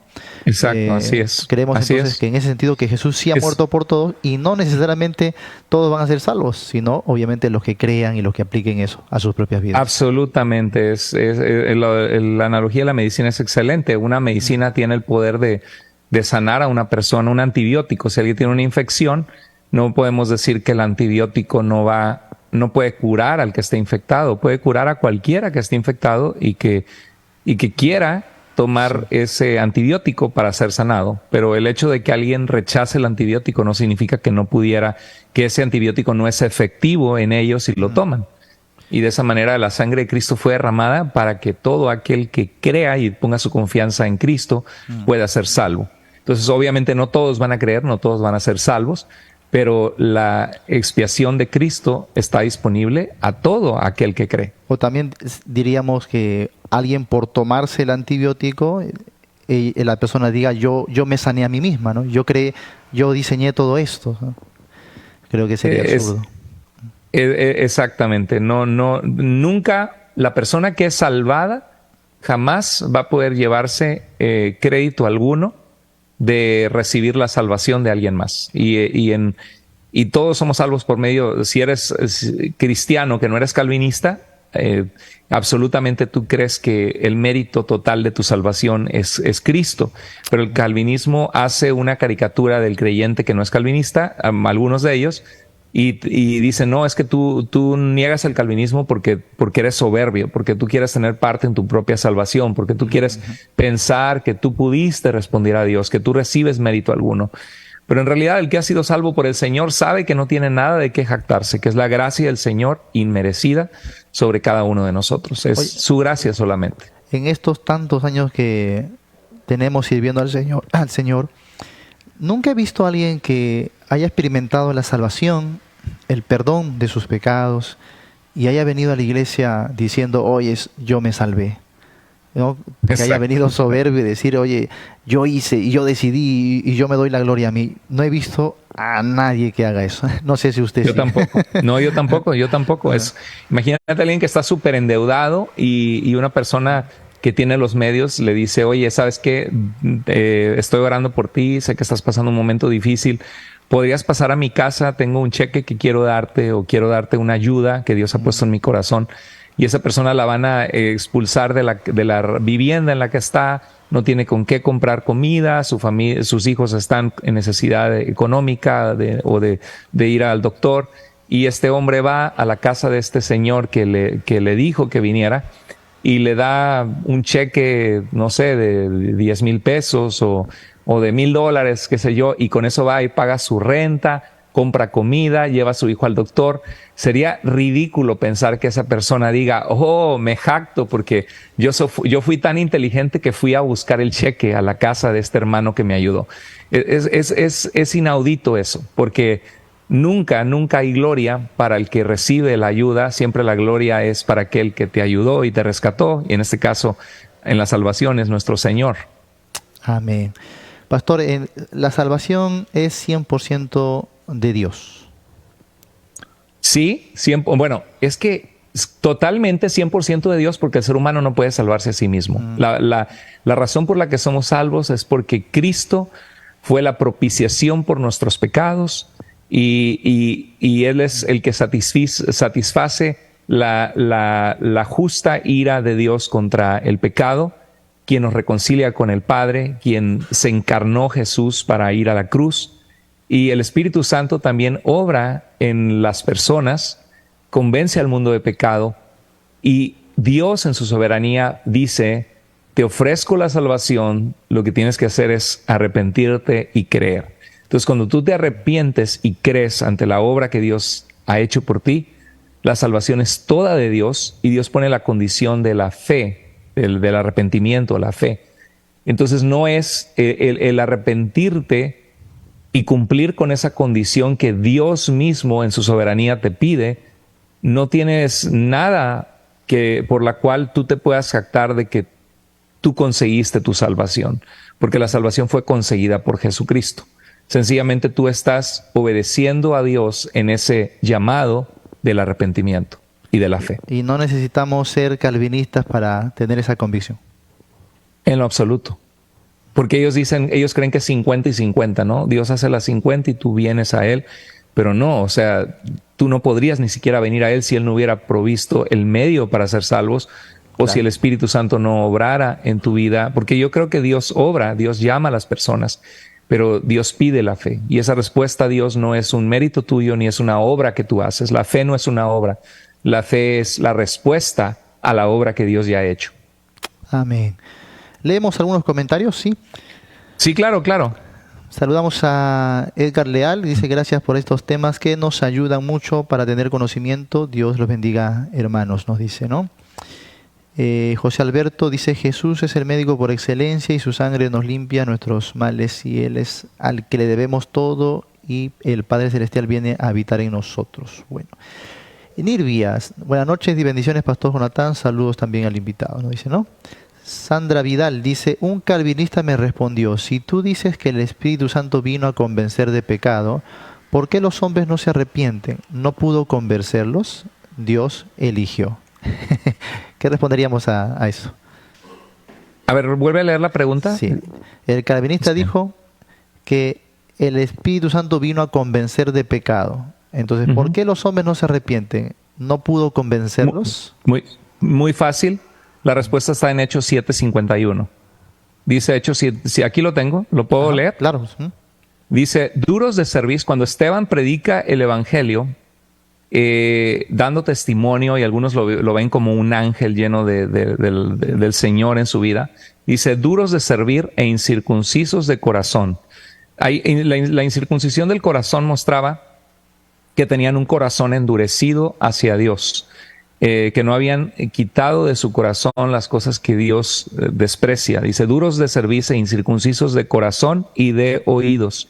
Ustedes resisten siempre al Espíritu Santo, como sus padres, así también ustedes. Entonces, ¿qué vemos? Que el Espíritu Santo puede ser resistido, y eso no significa que el hombre es soberano o que el hombre es más poderoso que Dios. Es Dios quien soberanamente determinó que la salvación fuera por medio de la fe de todo aquel que cree. Entonces Dios es el que establece las reglas de cómo acercarnos a Él y cómo ser salvos. Y en esas reglas no es que los hombres sean más poderosos que la voluntad de Dios porque resistieron al Espíritu Santo, sino que Dios estableció que todo aquel que escucha y entiende y se humilla delante del Señor y cree en la obra que Él ha hecho pueda ser salvo, y el que no puede endurecer su corazón y Dios los entrega a esa mente reprobada. Entonces, en este caso, es una resistencia a la obra del Espíritu Santo. No es así como el calvinismo lo plantea. Amén. Sergio Daniel, gracias pastores, excelente enseñanza, Dios los bendiga y guarde sus ministerios. Saludos desde Argentina. Muy bien, saludos hermano. Edison Nonalaya, gracias a Dios por el alimento espiritual que nos imparten. Amén, pastores, nos dice. Alice dice, Dios les bendiga, amados pastores, gracias por sus enseñanzas. Muy bien, gracias Jorge Augusto, también bendiciones para usted, pastor. Amén, nos dice. Y Alejandro Hernández Amén. También, que la paz de Dios sea sobre sus vidas. Acá tengo un comentario, José Alberto dice, no es por obra el que podemos ser salvos porque hemos pecado y no hay forma de salvarnos por uno mismo, porque no pudimos cumplir la ley, pero los planes de Dios son perfectos y la única manera de poder salvarnos era enviarnos a su Hijo unigénito, un Cordero limpio y sin manchas, y solo Él podía limpiar los pecados del mundo. Muy bien. Oscar dice, ¿qué opinas del libro Predestinados a Creer de John Lennox? ¿Has leído el libro? No he tenido la oportunidad de leerlo. No, tampoco lo he leído, así que no sé qué opinar. Pero ya el título Tirados a creer. John Lennox era dice en inglés mathematician, es un gran apologeta cristiano, habla mucho de argumentos sobre la existencia de Dios. Es un hermano que lo he escuchado en alguna que otra ocasión y muy, muy bueno, pero no he escuchado ese libro, no lo he leído. Sí. Ok, muy bien. Bueno, para cerrar el tema, diríamos, ¿qué peligros hay en creer o adoptar este sistema? ¿Qué peligros traería el calvinismo para nosotros? Mira, hermano Jonathan, hace poquito yo estaba en nuestra iglesia, prediqué un mensaje de que hay personas que no se sienten dignas del amor, del perdón de Dios, y que ninguno de nosotros somos dignos, que tenemos que recibir ese perdón, ese amor. Y que dice primera de Juan 5:13, les escribo a ustedes, hijitos, que creen en el nombre del Hijo de Dios para que sepan que tienen vida eterna.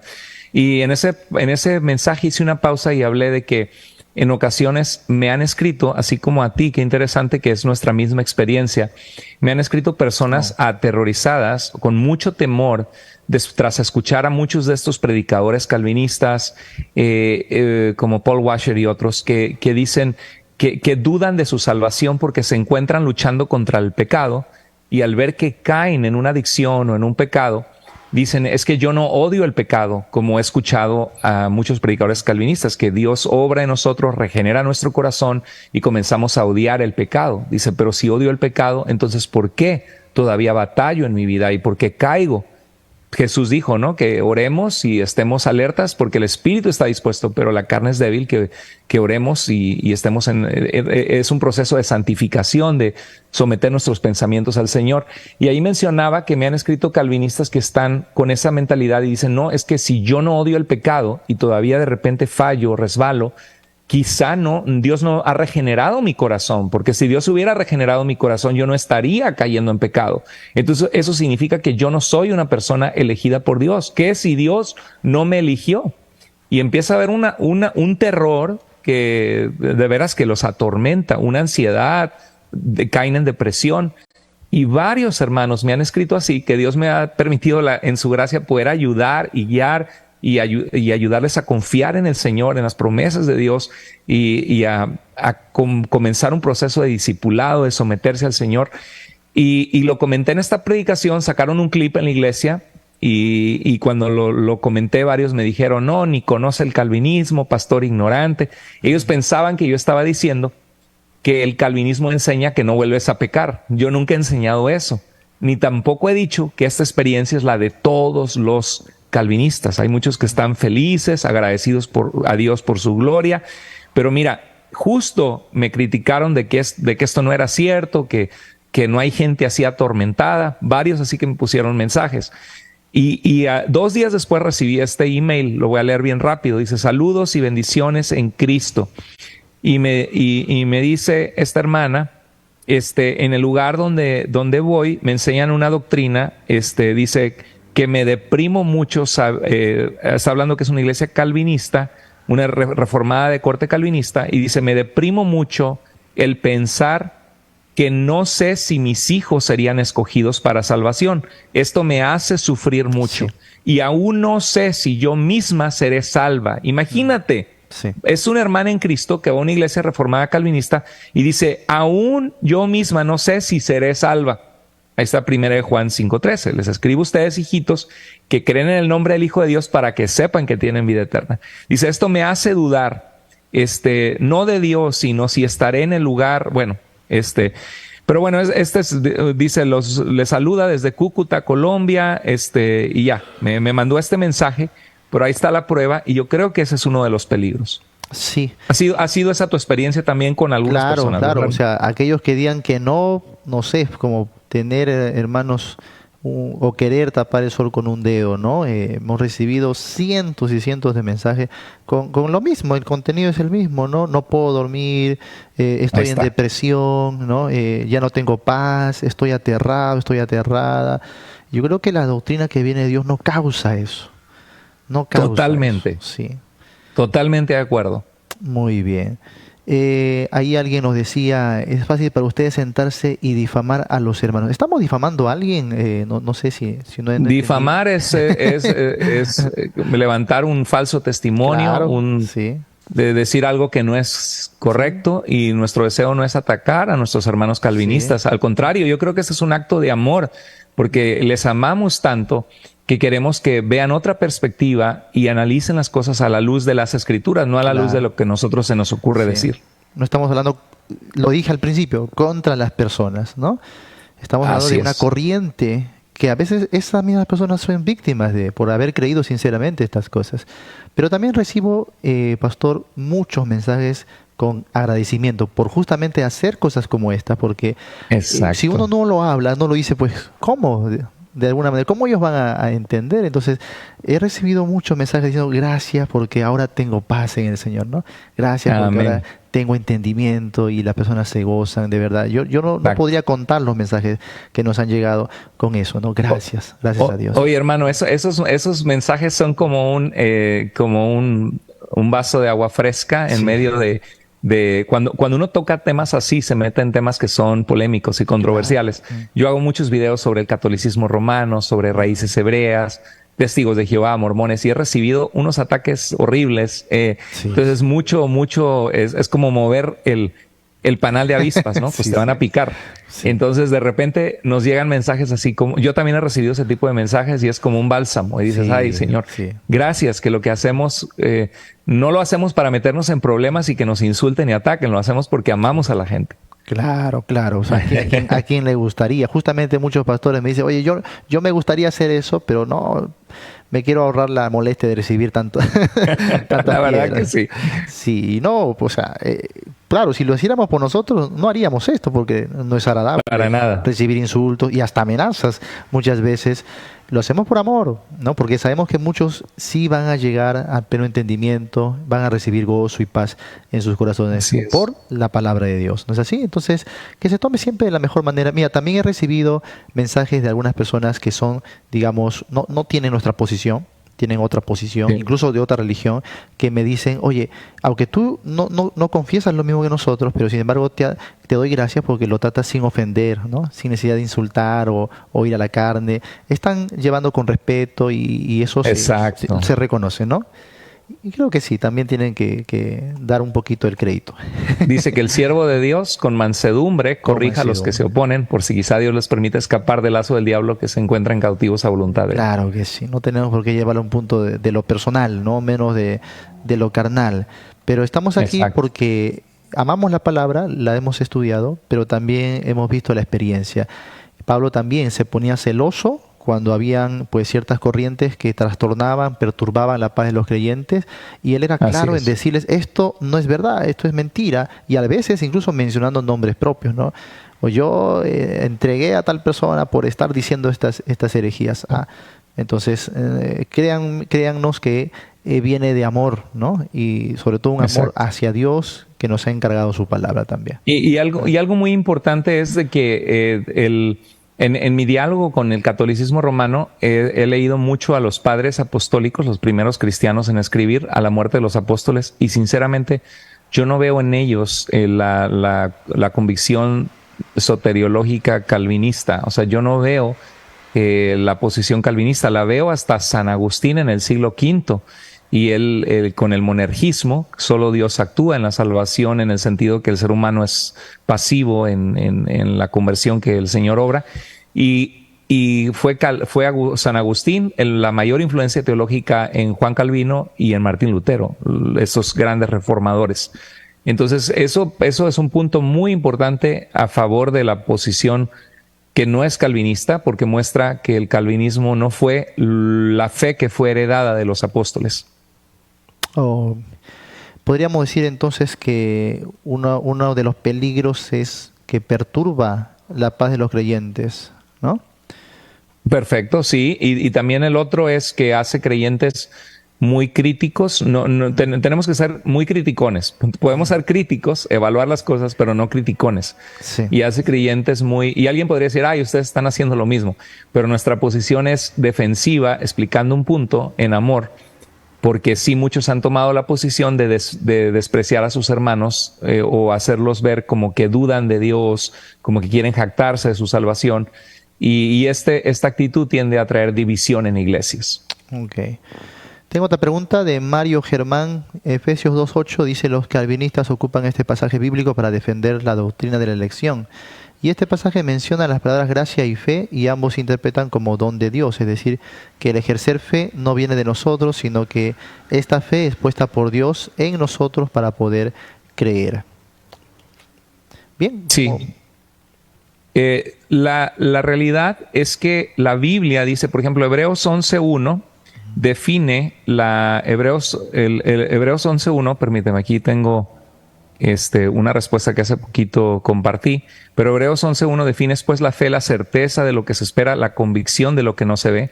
La fe es una convicción, y la fe por definición es una tautología, es como decir un soltero no es casado. Pues es obvio, porque por definición el soltero no es casado.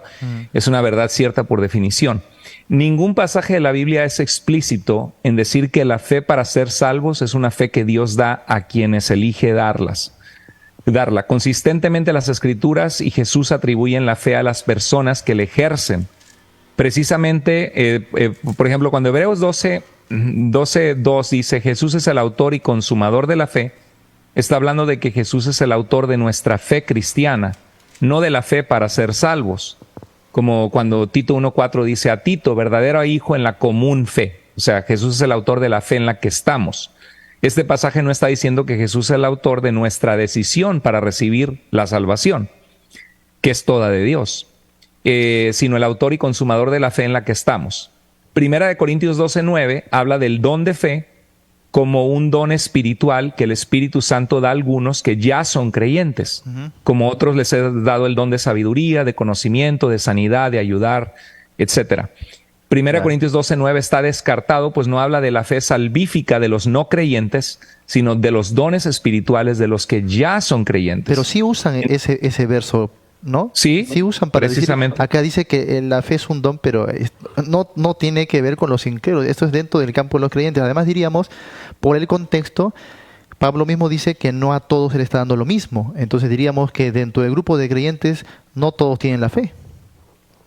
Exactamente, exacto. Y hay gramaticalmente es incorrecto, esto lo he compartido, de que Efesios 2.8 dice, porque por gracia son salvos por medio de la fe, pisteos. Y esto, touto, no es de ustedes, pues es don de Dios. Entonces, fe, pisteos, es un sustantivo genitivo femenino singular. Y esto, touto, es un pronombre demostrativo nominativo neutro singular. Entonces, la regla en la gramática griega es que el género y el número de un pronombre relativo deben ser iguales que su antecedente. Entonces, el pronombre demostrativo esto es neutro, no coincide con el sustantivo femenino fe. Entonces, cuando la Biblia dice, porque por gracia sois salvos por medio de la fe, y esto no es de vosotros, pues es don de Dios, esto no está hablando de la fe, está hablando de la salvación, del tema en cuestión que Pablo está desarrollando. Y por ejemplo, hice un estudio bien exhaustivo. Tengo un video ahí que se llama La fe es un don de Dios, algo así, en mi canal de Carlos Andrés Moore. Hice un video bien exhaustivo y ahí agarré todos los pasajes que la Biblia hablaba de la fe. Y mira, comparto unos breves. Aquí dice Mateo 8:10, dice, les aseguro que no he encontrado en Israel a nadie que tenga tanta fe. Mateo 9:2, al ver Jesús la fe de ellos. Mateo 9:22, ánimo hija, tu fe te ha salvado. 9:29, que se haga con ustedes conforme a su fe. Marcos 11:22, tengan fe en Dios, tengan ustedes fe en Dios. Mateo 17:20, por la poca fe que tienen, les respondió, les aseguro que si ustedes tuvieran fe, no dice si Dios les pusiera la fe, ¿no? Si ustedes tuvieran fe tan pequeña como un grano de mostaza. Mateo 21:21, les aseguro que si tienen fe y no dudan. Marcos 4:40, ¿todavía no tienen fe? Marcos 9:22, tu fe te ha sanado. Marcos 15:28, grande es tu fe. Marcos 5:34, tu fe te ha sanado. Entonces, todo es tu fe, tu fe, tu fe, por la fe se mantienen firmes. Entonces, todos los pasajes de la Biblia consistentemente atribuyen la fe a las personas y la fe es la condición que Dios pide en cuanto a la salvación, para ser salvos, y también en cuanto a muchas cosas en nuestra vida, Dios pide la fe para manifestar su poder en nosotros. Así es. Otro pasaje que usan es segunda de Tesalonicenses capítulo 3, verso 2. Cuando dice, y para que seamos librados de hombres malos o hombres perversos y malos, porque no es de todos la fe. Ahora, se extrae solo esa frase, porque no es de todos la fe, y no se echa a ver el contexto en el cual se usa esta frase. ¿Esta frase está limitando la fe salvífica solo para algunos? No, está diciendo que no todos van a responder a la fe, no le veo ningún problema. Claro. O sea, no todos van a venir a la fe, eso no es ningún descubrimiento nuevo, eso lo vemos en todas las páginas de la Biblia. Claro, o sea, Pablo está pidiendo ahí que oren porque en su viaje van a haber hombres, y no en ese viaje no todos pues que les hagan al encuentro van a ser hombres creyentes. Van a haber hombres algunos van a querer perversos, dañarlos, claro, porque no es de todos la fe. Que los van a asaltar, les van a robar, porque obviamente no están en la fe, o sea, no son creyentes, ¿no? Son incrédulos. Van a perseguirles por su fe, como los judíos en las sinagogas que perseguían a Pablo, claro, y eran duros de corazón, sí. O sea, ahí nos damos cuenta de que sí se están forzando y hasta torciendo varios pasajes de las Escrituras, ¿no? Es que es absurda la posición calvinista, que Dios te dice, arrepiéntete, ten fe. Y es que, pero por cierto, no depende de ti arrepentirte ni tener fe, sino solamente de mí dártela. Y te condena por no haber ejercido fe. Exacto, cuando es imposible que la ejerzas. Sí, claro, porque... o agarran, me acuerdo también Gálatas 5:22, ¿no? Porque el fruto del Espíritu es amor, gozo, paz, paciencia, benignidad, templanza, mansedumbre, fe. Dicen, ya ves, la fe es un fruto del Espíritu. Pues también el amor. ¿A poco vas a decir que no amas a tu esposa lo suficiente o a la humanidad a tu alrededor porque Dios no te ha dado el amor? Claro. Bueno, entonces hay que concluir eso. O sea, tenemos problemas más que con la posición, tenemos problemas con que se usen versos y se saquen de su contexto y se tuerzan, ¿no? Una vez yo leí un artículo de un calvinista que él explicaba cómo hacer un estudio hermenéutico a la Biblia. Y de verdad que todos los puntos eran muy buenos, ¿no? Casi lo mismo que creemos nosotros. El análisis él tocó como 10 pasos. Y todo era muy bueno, pues el contexto inmediato, el trasfondo histórico, ¿no? La lengua, los géneros, todo era precioso. Pero el último punto decía, una vez que llegas a tu conclusión, tienes que comparar esa conclusión con los autores reformados, ¿no? Y de antes. Y si tu conclusión no es igual a la de ellos, entonces tu conclusión está mal. No es una buena interpretación. Sí. En todo caso, compáralo con lo que consistentemente la Escritura enseña de este tema, pero no compáralo con lo que consistentemente los reformadores enseñaron. No, y entonces, ¿para qué me tomé al final tanto tiempo escarbando si al final voy a seguir lo que otros han escrito? Mejor me voy de frente o directo a lo que ellos escriben. Y es lo que muchos hacen el día de hoy. Ya no estudian la Biblia, solo se pasan leyendo esos libros reformados. Es cierto, triste. Bueno, vamos a ver. Oscar Velázquez, excelente presentación, hermano, nos dice, bendiciones desde El Salvador. Muy bien, vamos a ver también. Elena Espinosa, la verdad nos hace libres y es necesario hablar de este tema. Muchas gracias también nos dice, ¿no? También Eusebia, qué bendición escuchar a los siervos. Y Alice nos dice, nos edificamos mucho, amados pastores, gracias por el alimento espiritual que nos imparte. Sandra Vidal pregunta, ¿el calvinismo es una doctrina? Si es una doctrina, ¿cómo podemos llamarlos hermanos? Esta pregunta la hago porque hay una diferencia de base y no de forma. Esta enseñanza deprime, ya que es dicotomía. Soy elegido, pero a la vez no hay seguridad, no hay paz. Es una doctrina el calvinismo, y si es una doctrina, ¿cómo podemos llamarle hermanos? Es lo que pregunta nuestra hermana. Bueno, es una posición doctrinal acerca de la doctrina de la salvación. Pero les podemos llamar hermanos porque la Biblia dice que todo el que invoque el nombre del Señor será salvo.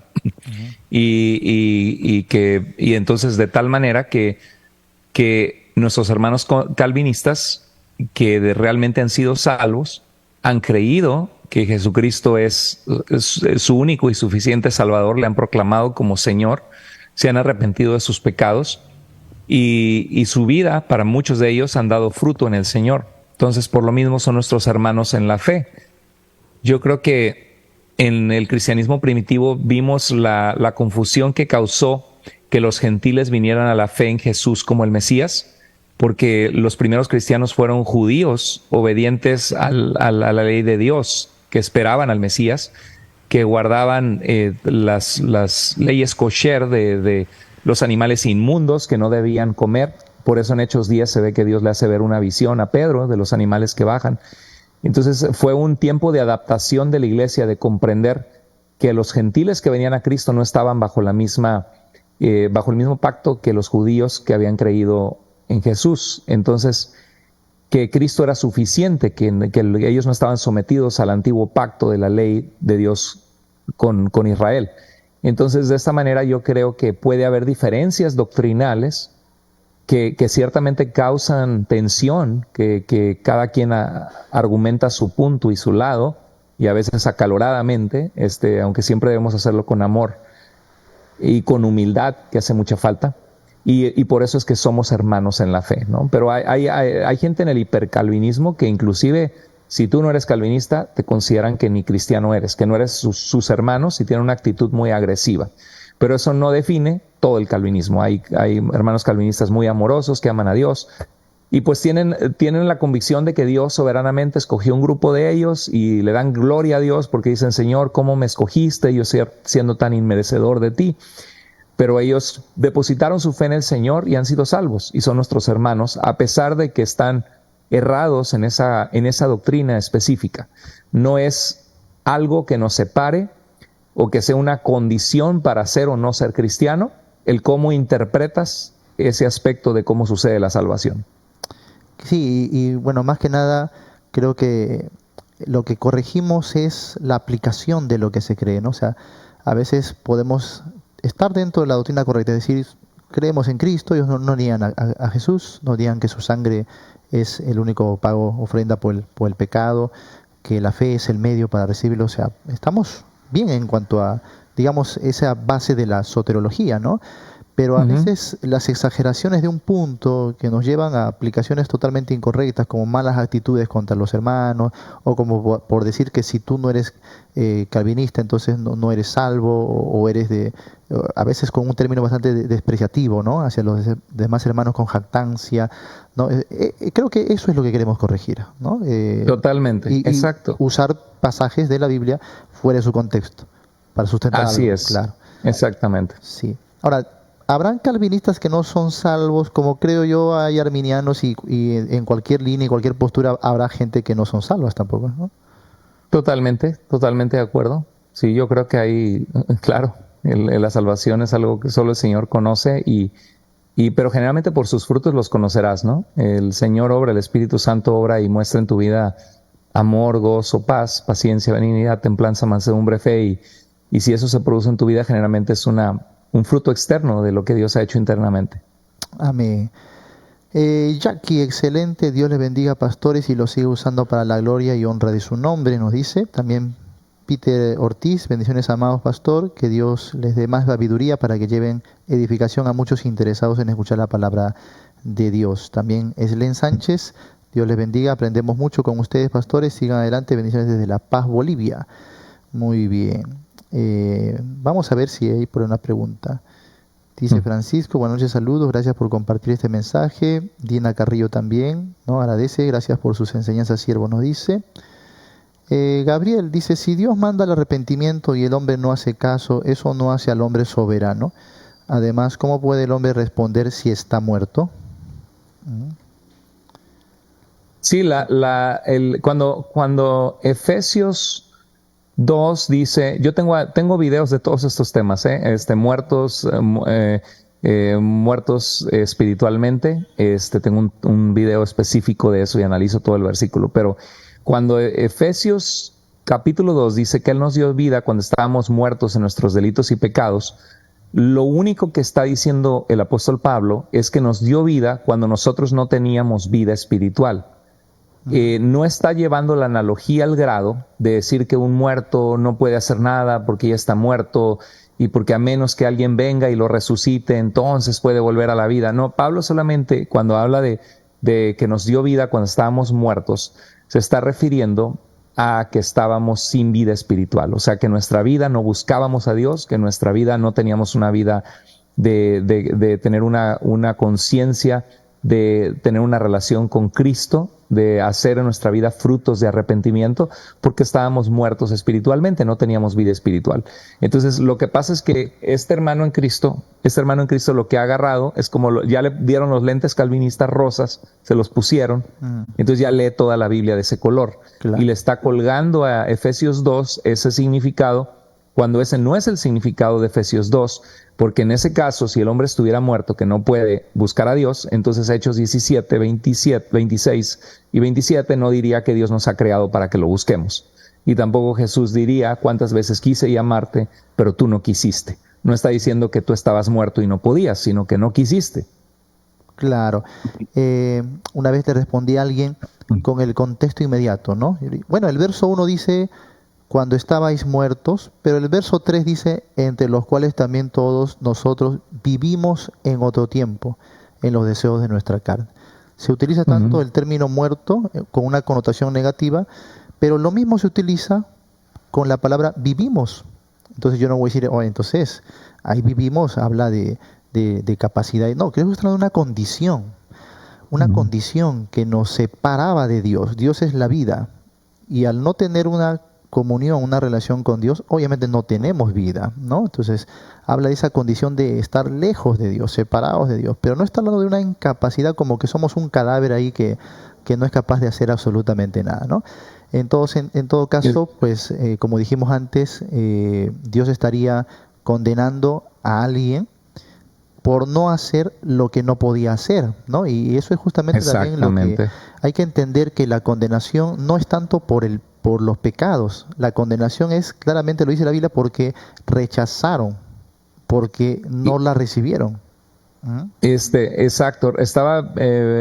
Dice Hechos 26, dice Marcos 6:12, los 12 salieron y exhortaban a la gente a que se arrepintiera. ¿Para qué van a salir para qué va a enviar Jesús a los 12? Y dice Marcos 6:12, los 12 salieron y exhortaban a la gente a que se arrepintieran. Si les exhortaban a que se arrepintieran, es que podían arrepentirse. En Hechos 26:20 dice Pablo, a todos les prediqué que se arrepintieran y se convirtieran a Dios, y que demostraran su arrepentimiento con sus buenas obras. Entonces el arrepentimiento siempre es una acción de las personas y no de Dios. Y por eso Dios reclama a las personas su falta de arrepentimiento. Como Romanos 2:4 dice, ¿no ves que desprecias las riquezas de la bondad de Dios, de su tolerancia y de su paciencia, al no reconocer que su bondad te guía al arrepentimiento? Sí. Muchos se van al capítulo 9 cuando habla de la ira, de los vasos de ira y todo esto, y no echan de ver el capítulo 2, donde se le dice, atesoras ira para ti mismo. Ira para el día de la ira. Y claramente dice que ¿por qué se le condena? ¿Por qué se reserva ira para sí mismo? Porque la bondad de Dios le estaba guiando al arrepentimiento. O sea, no es que Dios no estaba obrando para salvarle, es que Él rechaza y así mismo atesora una ira para sí mismo. Exacto. En Mateo 12:41, Jesús mismo dijo, los hombres de Nínive se levantarán con esta generación en el juicio y la condenarán, porque ellos se arrepintieron con la predicación de Jonás, y algo más grande que Jonás está aquí. O sea, Jesús decía, ellos se arrepintieron, ustedes también pueden arrepentirse, y ustedes no quieren arrepentirse, y ellos se levantarán contra esta generación por la dureza del corazón de esta generación. Amén, muy bien. Bueno, un tiempo bastante edificante, gracias a Dios, y gracias a usted, pastor, también por acompañarnos en esta hora. Yo desearía que los minutos no avanzaran, ¿no? Pero el tiempo pasa volando, hermano. Así es, hermano, un placer, un gusto estar contigo. Al fin se hizo lo que años hablando, a ver qué día nos juntamos, Pero pues dos pastores o siervos de Dios que amamos al Señor y que tenemos un corazón muy parecido en cuanto a que tenemos amor porque la gente no caiga en el error, explicar la palabra, enseñarles a interpretar las escrituras. Así que un placer estar contigo, haber estado juntos y con toda tu audiencia. Que Dios les bendiga a todos. Va a haber otra oportunidad, ¿verdad? Sí, claro, claro, claro. Nos ponemos de acuerdo Muy más bien. adelante y Sí, seguimos con a lo mejor los otros puntos del tulip. claro, claro, también. Sería Sí. interesante tocar otros O puntos. Otro otro tema, como tema. ahí me han Sí. pedido también, pastor, hable también de otros temas. Y sí, como usted lo dijo, ¿no? Raíces hebreas, catolicismo. Hoy el Catolicismo. Sí. catolicismo ha levantado su apología, hermanos, tremendamente. Sí. ¿Eh? Es sorprendente. O sea, hace 20 años atrás el católico le tenía miedo al evangélico, ¿no? Ahora no. Ahora presenta una apología. No diríamos, obviamente, que están en la verdad, pero se defienden bien ahora. ¿No? Una teología muy brava y muy Sí, sutil. Sí. sí. Bueno, entonces ya Muy Dios nos dará la oportunidad de compartir más de estos temas. Agradecidos a los que nos han seguido hasta esta hora. Que Dios me los bendiga. Pastor, ¿dónde lo pueden seguir? Canales, fanpage. Claro que sí, pero estamos en el seminario bíblico en línea.com con un entrenamiento para los que quieren capacitarse y tener un diplomado en teología y ministerio cristiano, hermenéutica, Antiguo Testamento, Nuevo Testamento, historia de la iglesia, clases muy completas. Y estamos en Carlos Andrés Moore en YouTube, ahí está mi canal. Todos ustedes son bienvenidos, o también la página de la iglesia que Dios me permite el privilegio de pastorear en Seattle, Washington, Tu Iglesia Vida, y ahí tenemos unos estudios muy bonitos para los niños, para los padres que tienen su tiempo con sus hijos, y hay lecciones bíblicas, hay mucho material ahí, recursos que son para el pueblo de Dios para que lo utilicen. Amén. Muy bien. Bueno, agradecidos, amados hermanos. Entonces nos despedimos por ahora. Dios mediante nos volvemos a encontrar después. Así que escudriñen las escrituras. Lean. Dios les bendiga Oren, a ¿sí? todos. Gracias, Pastor Bendiciones. Jonatán, por tu ministerio. Que A Dios usted. bendiga grandemente tu ministerio, tu familia, y gracias. Un gran bendición estar contigo. Amén. Bendiciones, hermanos.